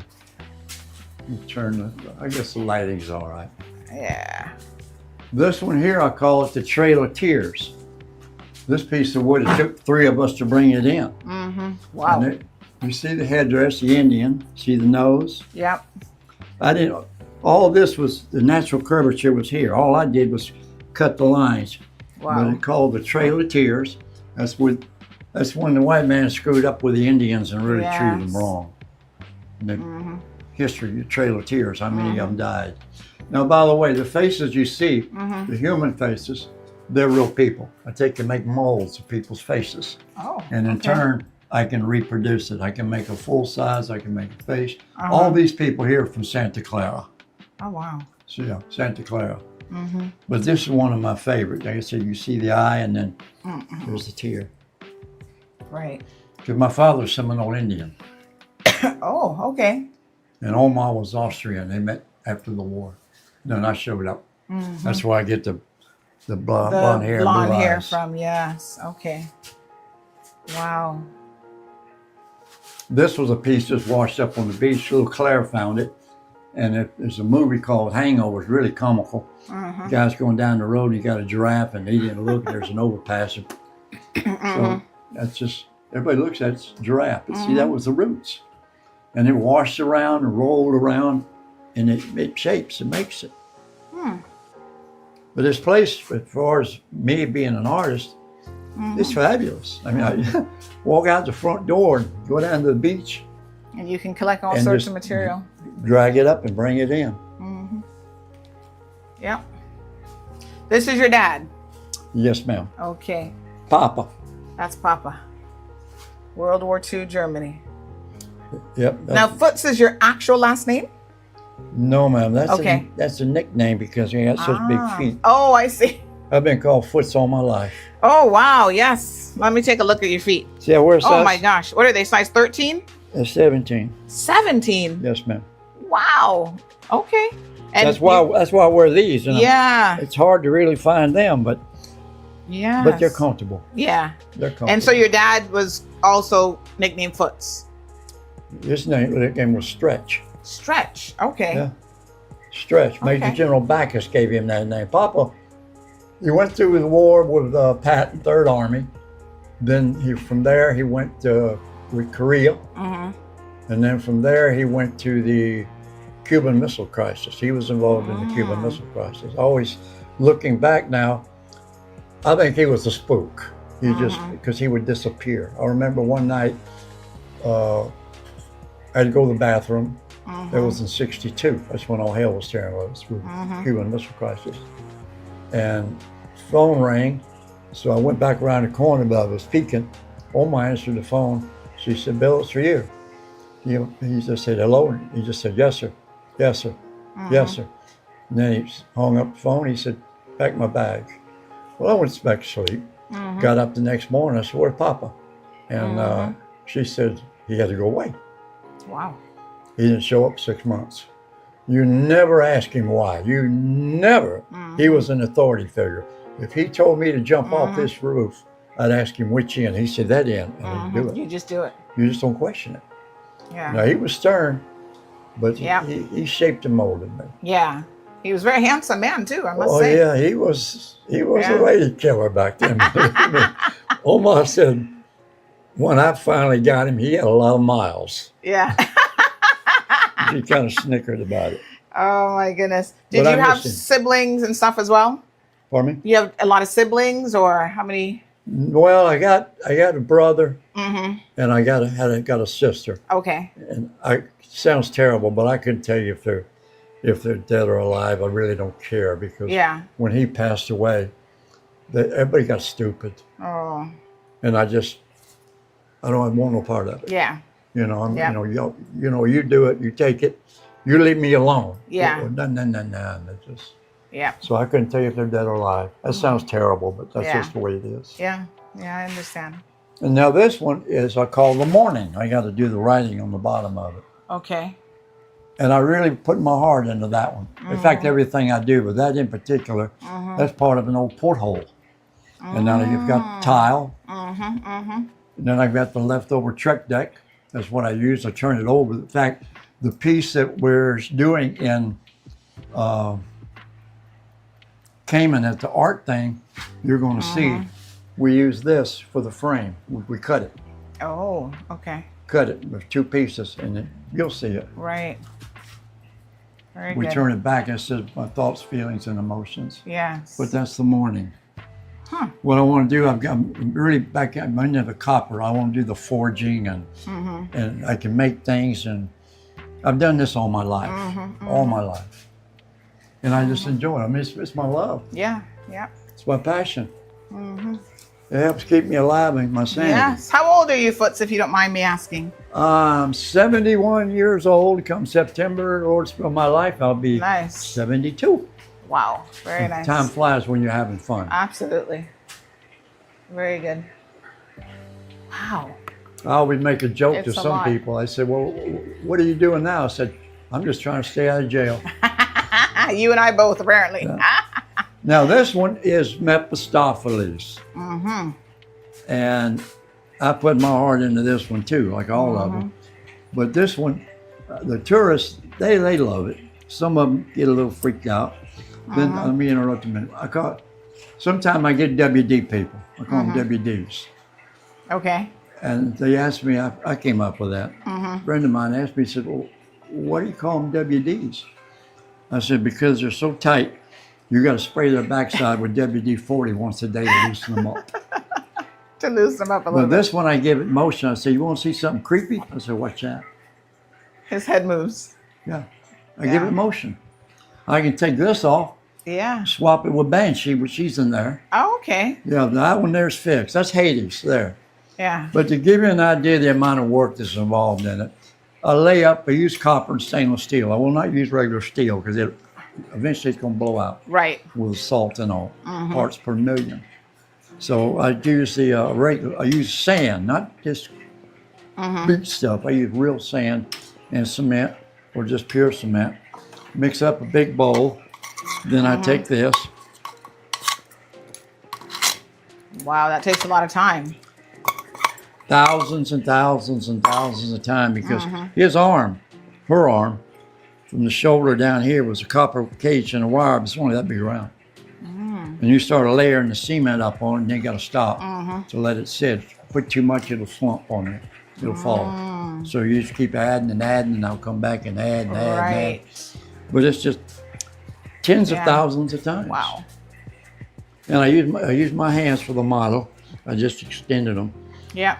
and make it a little more ominous because that's all part of the model. Yeah. Huh. And this mermaid in the background, this is something that you would have painted? That was me and a buddy of mine in Cuba did that in Okay. '99. And I call that the rapture of the deep.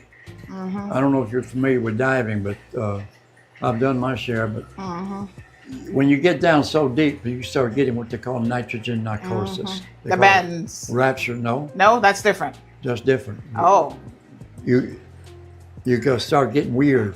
okay. You know, It's almost like a high. right. Yeah. You know, things will start talking to you, crabs and Oh. sponges, and you got to be careful because you can get into it too much, Yeah. and then the nitrogen builds up so much you just black out, Oh, wow. and then Okay. you're going to find out if the drop off if the bottom's sandy or not. Yeah. But you can see she's got that That kind of euphoric look. right. Mm-hmm. And see, I said, do it slow and deep, just ease down. Mm-hmm. It's one of the best things for a hangover. Go out and dive about 35, 40 feet, Mm-hmm. goes away. Oh, wow. It just goes away. Okay. Huh. All right.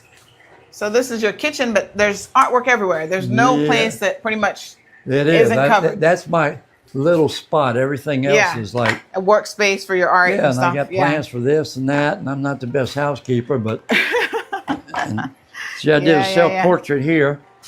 That's why I say it's on the walls, it's on the floors. Oh, yes. So I did a self-portrait. Okay. And then it says, eccentric is someone some people just don't understand. Who, me? Who, me? Yes. Yep. And I know I'm eccentric. There's no question Yeah, about yeah. You're not trying to deny that. it. No question about it. Yeah. But Now- you know, there's something for everybody in this Yeah. world, I feel like, you know. How boring it would be if we were all the same. And this is just wit and humor. Oh, yes. He'll make Russia great again. Oh, Lord. Yeah, vote Putin. And people Yeah. laugh. Yeah, And by yeah, painting it black there, they see the rust. So, because I live open air, and yeah. everything's either bent, busted, or rusted. Mm-hmm. Yep. It's pretty fascinating, I must say. Now this painting here, this is a Kati, Okay. spelled Hekate. She was a witch, a sorceress of the underworld. Okay. Back in the Greek mythology, there was no hell. It was the underworld. Mm-hmm. And the Greek god in charge of the underworld was Hades, and that's him right there. Okay. I made him, and there are my hands again. Yep. I really worked hard on that one. That's solid. Wow. And I used mop again for the hair, Mm-hmm. conch shells For the teeth. for the teeth. Mm-hmm. Then going back to Akati here, the painting, I gave her human form. Mm. Okay. Now, the model there, I call her my supermodel. Uh-huh. She was 19 years old, Santa Clara, Cuba. She Uh-huh. was an engineer. She worked for government, everybody does. Right. And she made $17 a month. Wow. And I made her face. She's my supermodel. You'll see her on, in fact, On different things, some of yeah. the statues I got arrested for, I used her face. Wow. So there was 4 of them that they were Mm-hmm. picking at me, but it really wasn't the statues. It was my easel. I call it my easel. Mm-hmm. Because I get up there, so billboards against the law, Cayman Islands. So I call it my easel, and I do my doodles. And I don't know if you've seen the art that I've got further back this way. Okay. So it's just Yeah.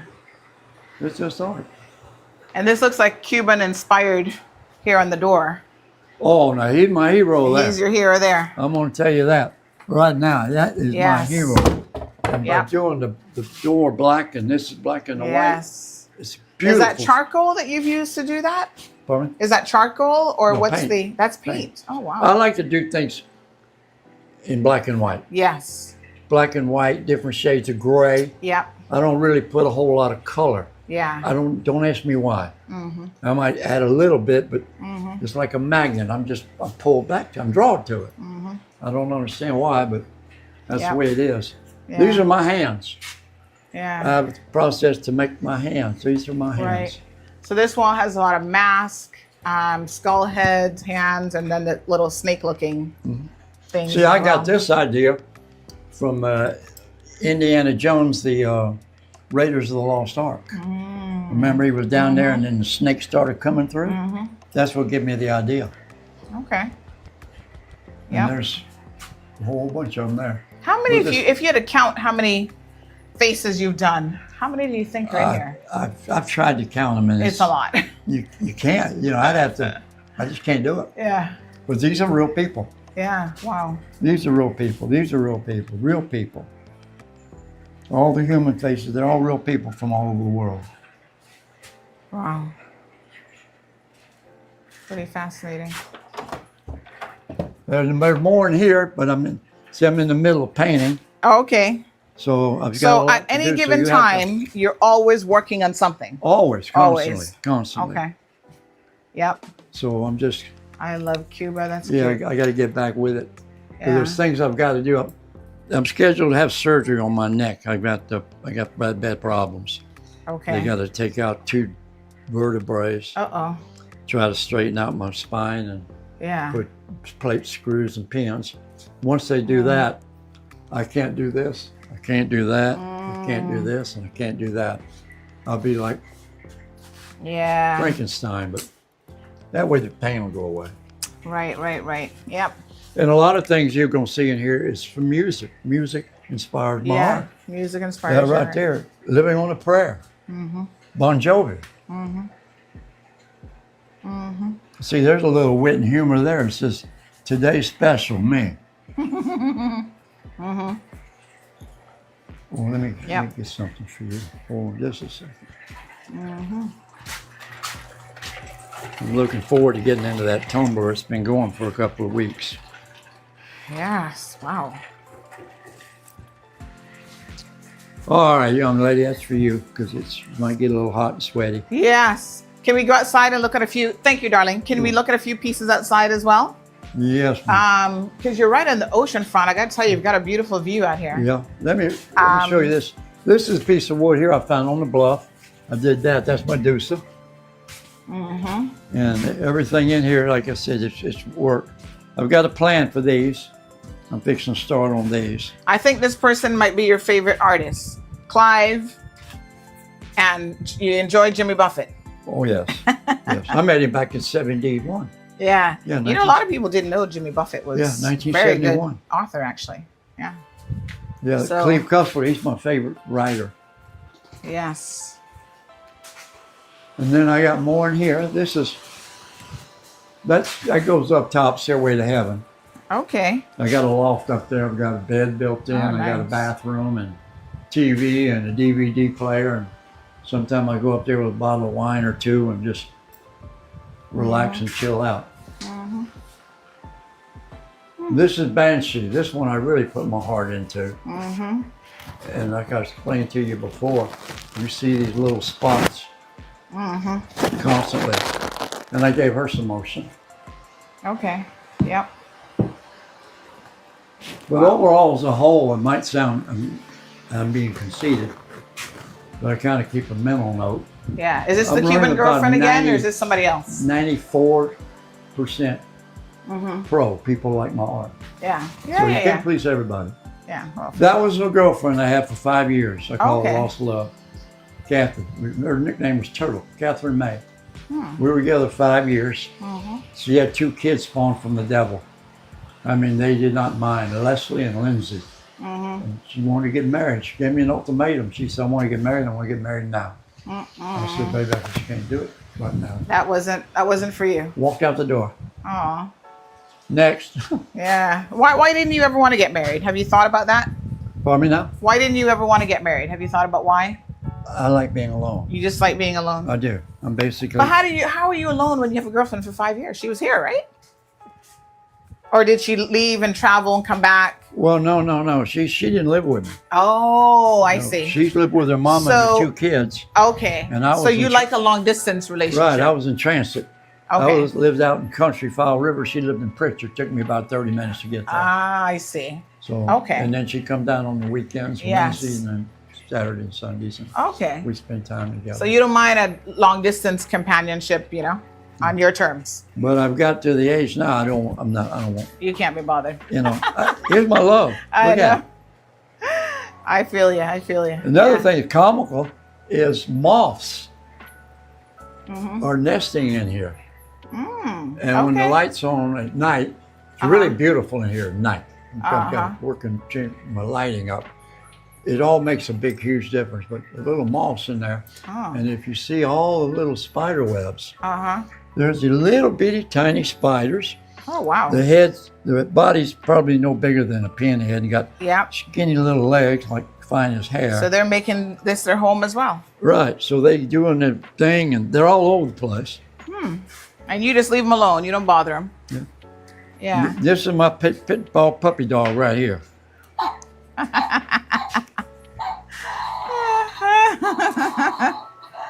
Oh my goodness.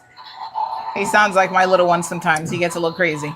I tell the tourists, some of them say, well, you live alone? I said, no. I said, I got a little pit bull puppy. Where's it at? And I go, yeah, there he is. There he is. Oh my goodness.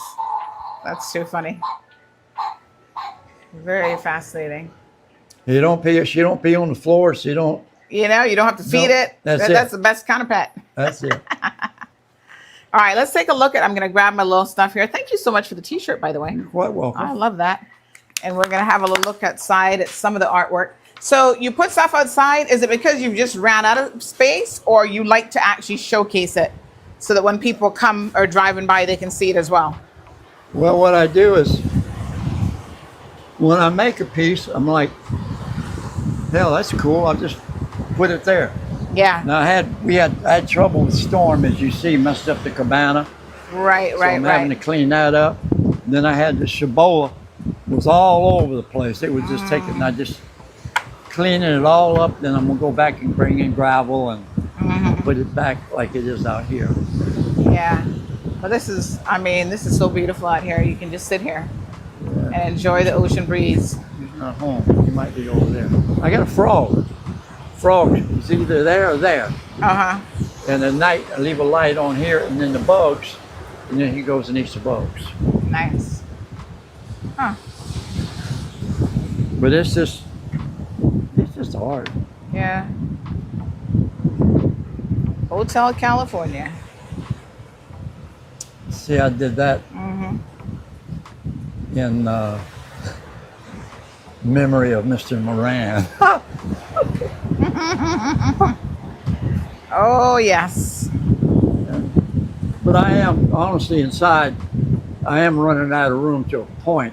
Yeah. But I got a plan that I can still keep on going and adding and adding. I made 3 of these. Yeah, there's 3. There's one here and there's one on the other side and the other side. But do you sell any of your artwork, Foots? Pardon me? Do you sell any of it? No, ma'am. No. I've never sold none. I just give it away. Okay. Yeah, just give it away. I have a lot of people come in, they'll ask me, they'll say, can I buy one of these? Yeah. I said, no, ma'am. And they kind of like, I said, but I'll give you one. Right. I said, take your pick. Yeah. Okay. She said, well, I like that one. I said, okay, take it off the wall. Wow. She said, how? I said, just get a hold, take it off the wall.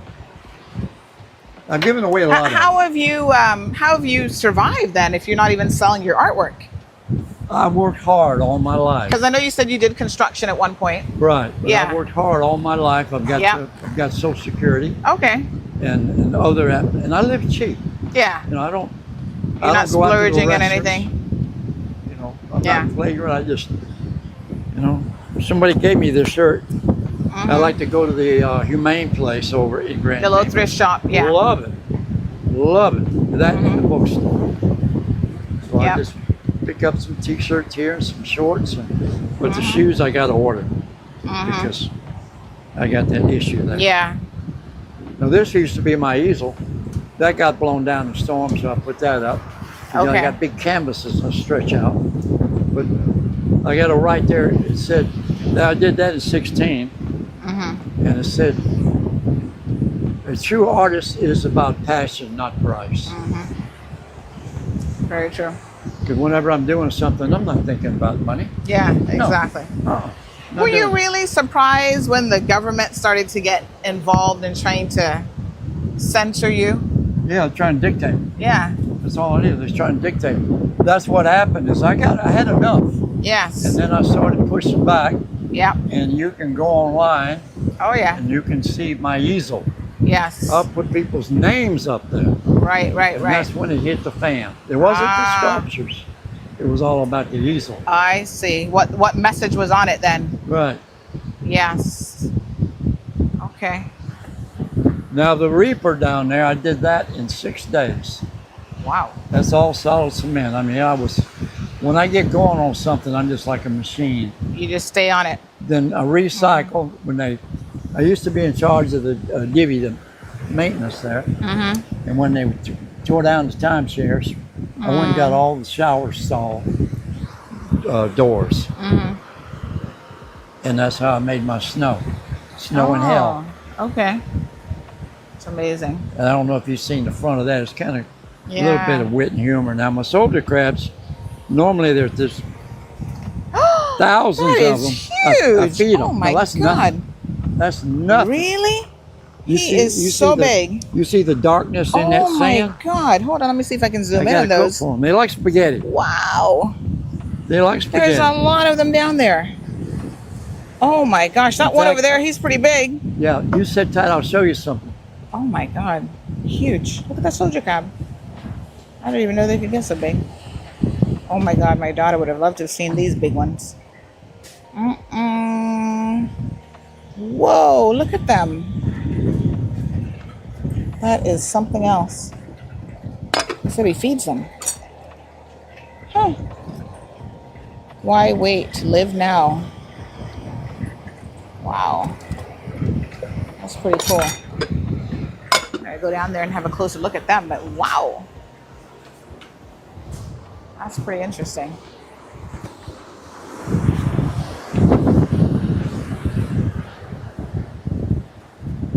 I haven't seen that many soldier crabs, I'm going to tell you the truth. Oh, that is nothing. Really? That's nothing. Now So you just throw them down some... This is when it's going to get spooky. Uh-huh. You watch. Oh, wow. They'll come out. There'll be thousands of them down there. Can I go down there to get a closer look? Oh, yeah. Oh, my But goodness. I've you- never seen... From up here, you see them. See how they're all coming? Look. See, I like have over never... here? Oh, my goodness. When I really feed them good, Whoa. they come from across the road, but they live up under the house. I've had people come by here Oh, and my say, "Can I gosh. get some soldiers to go fishing?" I said, "No." I said, "Would you eat your cat or Whoa. dog?"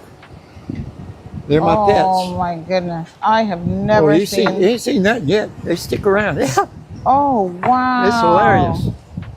The reason, in Cayman, Oh, I gotta show this to I got an 8-year-old and she loves soldier crabs. in Cayman they hunt them out. Wow. Yes. Yeah, they hunted them out. I'm gonna show her. She's gonna be tickled pink when she sees them. So interesting. You know, I heard at one point they used to eat those in the brack. You know, when things were not. We didn't have grocery stores, I guess, to go in to the like old we days, do now. yeah, they did. They made soldier crab stew. Yes. Yep. But I'm in the middle of straightening up and cleaning up and Yeah. getting things put back together. I'm going through my wood pile. And Okay. I lost some of it, but I got a whole lot of it. It's still good. Okay. One of the things I do for my soldier crabs is I get leftover from stores. I get bananas. Mm-hmm. I've probably got maybe 50 pounds of flour that went out of date. Mm-hmm. Cook it up on the stove. This is some of the sawdust from me cutting the wood. Mm-hmm. So what I do is I get the pot, put the flavor in there, and I just put the sawdust in there. Mm-hmm. Mix it all up, cook it, take it out there and dump it, and they eat it. They Okay. love it. Oh, But I wow. ain't cooked for them today. I've got to because I kinda Yeah. feel So a do you little have to do that every day for them? guilty. Every day. Oh wow. I'm gonna get a closer look. Hopefully none of them are gonna Every pinch day. me. That is pretty amazing. Wow. I have never seen this many soldier crabs ever in my entire life. Oh my God, look at them. Oh, they Oh, wow. you ain't seen nothing yet. That is amazing. You ain't seen nothing. Wow. Oh my goodness. Hear them clamoring together. Wow.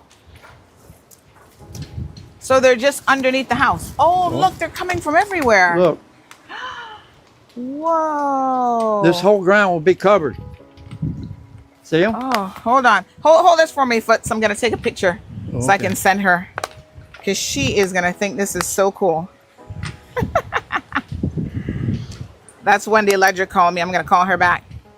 Now I've got a couple of them. I call them high dollar condos. They're really a nice, pretty shell. And I took and I wrote with a magic marker foot 16. Then it was foot 17. And they show up now and then. They grow out and then they leave it and then they go back in. But if you look, they're coming from everywhere. This See, I got to give them some more water. They always. And what did you just throw down for them? That was just a little bit of. That wasn't much for all of them to come out. A little bit of chicken feet soup. Wow. See, okay, there's one. There's one of them been around here. See, you got the high dollar condo. Now, by the way, them things that bite you, that big But that's claw, not a normal shell.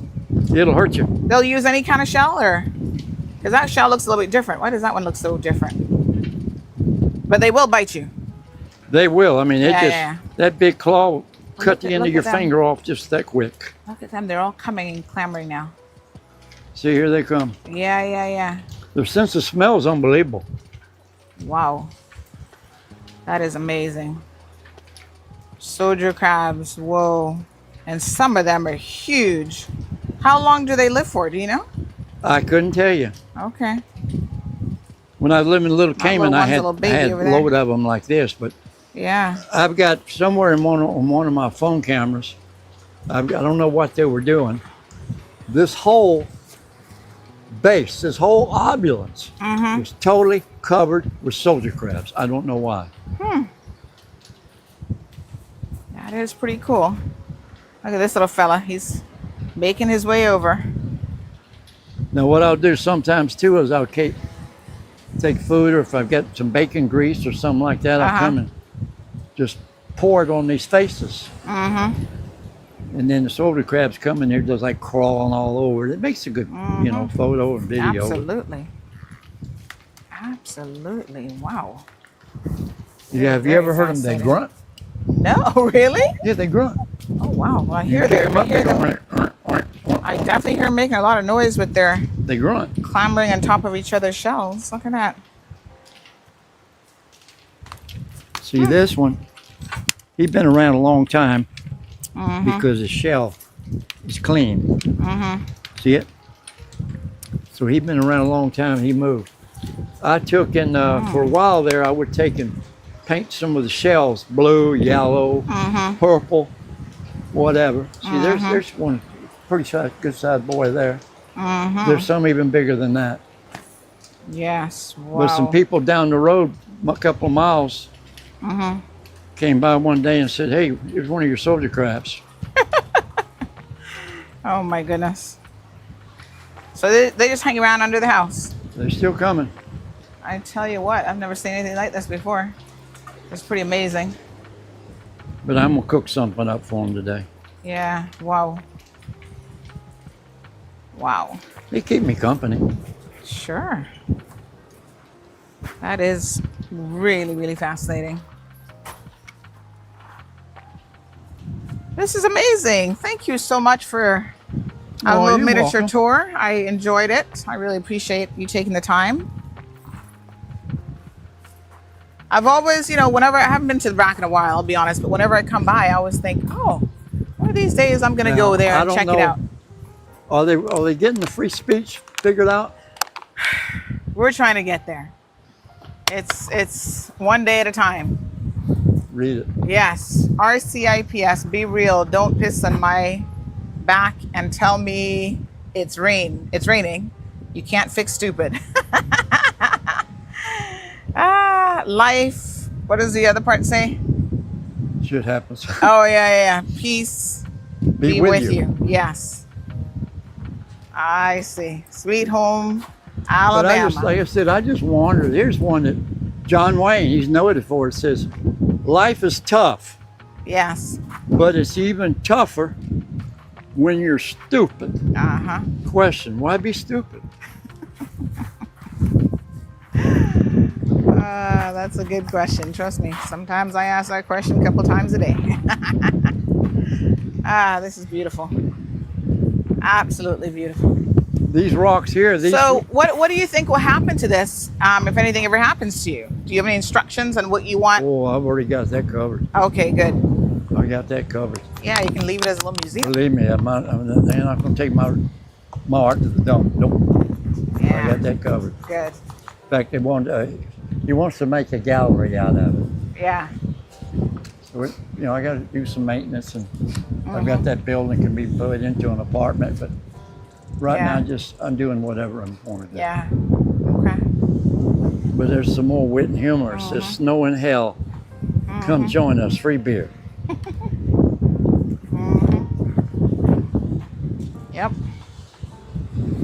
And then you got more artwork up the street up there as well. Yes, man. So that's additional property you have, or someone's loaned you that property to do Down more? that way? Yeah. Oh, it's mine. Yeah. Okay. That's the one that big hula about. Oh, okay. Yeah. See, that's me. I made a mole in my face. Lies here. Oh, wow. So amazing. It's Now these two female statues, that's my supermodel from Santa Clara. Oh, okay. Actually, 3 of them. Yeah, 1, 2, 3. Okay. I put my heart into this one too. It's all where I use the cable and stainless steel and the same thing. You got to sit there and. I really worked hard on this one for a long time. What I've got is, I guess I got to deal with it because you see all these marks. Sometimes I come out here and the tourists, they're crawling all over my stuff. I'm like, gosh. whoa. Yeah. That was a tribute to missiles. That's a tribute to Papa. Point in time, the missiles of October, Cuban Missile Crisis. I found those at an auction. They're wing tanks, drop tanks off of a fighter jet. I paid $100 a piece for them. Inside there's stainless steel, tanks and everything. And when I shipped them down here, I wanted to do that. When I did it, it hit the fan down here. People talking, and the scuttlebutt was, Barefoot did a story on me. Wow. Scuttlebutt was, they were real Soviet nuclear missiles, fell off the ship, washed up on the beach in front of Foot's house. He drug them up. They're armed, they're nuclear, they're full of dynamite. Oh no, and everybody were believing that? It gets better. Then they say a U.S. plane has been flying all over Cayman Brac, taking photographs, and now they're going to come bomb us. Oh no. Because of that. But that's the Cayman goodness. Brac mentality for some people. Yeah, wow. Pretty interesting. Well, thank you so much. I really You're quite welcome. appreciated it. What would you like people to know about you? I'm sure this might be for a lot of people the first time they've ever seen an interview of Foots. What would you like them to know about who you are and obviously you love art. What you see is what you get, me. Yeah. I don't wish nobody no harm. I just want to don't trouble me. Yeah. I give a shirt off my back, but just kind of chill out. Yeah. Absolutely. Be kind. There's your bottle of water. Thank you so much. That's what that shirt says. I always say be kind. Be kind. Because you can't go wrong with that. Yeah. Think about it. If you look around, it's all over here. Peace, love, whatever. Yeah. Thank you so much. I really appreciate it. Oh, you're quite welcome. Thank you for tuning in to another episode of The Cold Hard Truth on Bobo 89.1 FM. Cayman's #1 talk show is live weekdays from 7:30 a.m. Never miss an episode.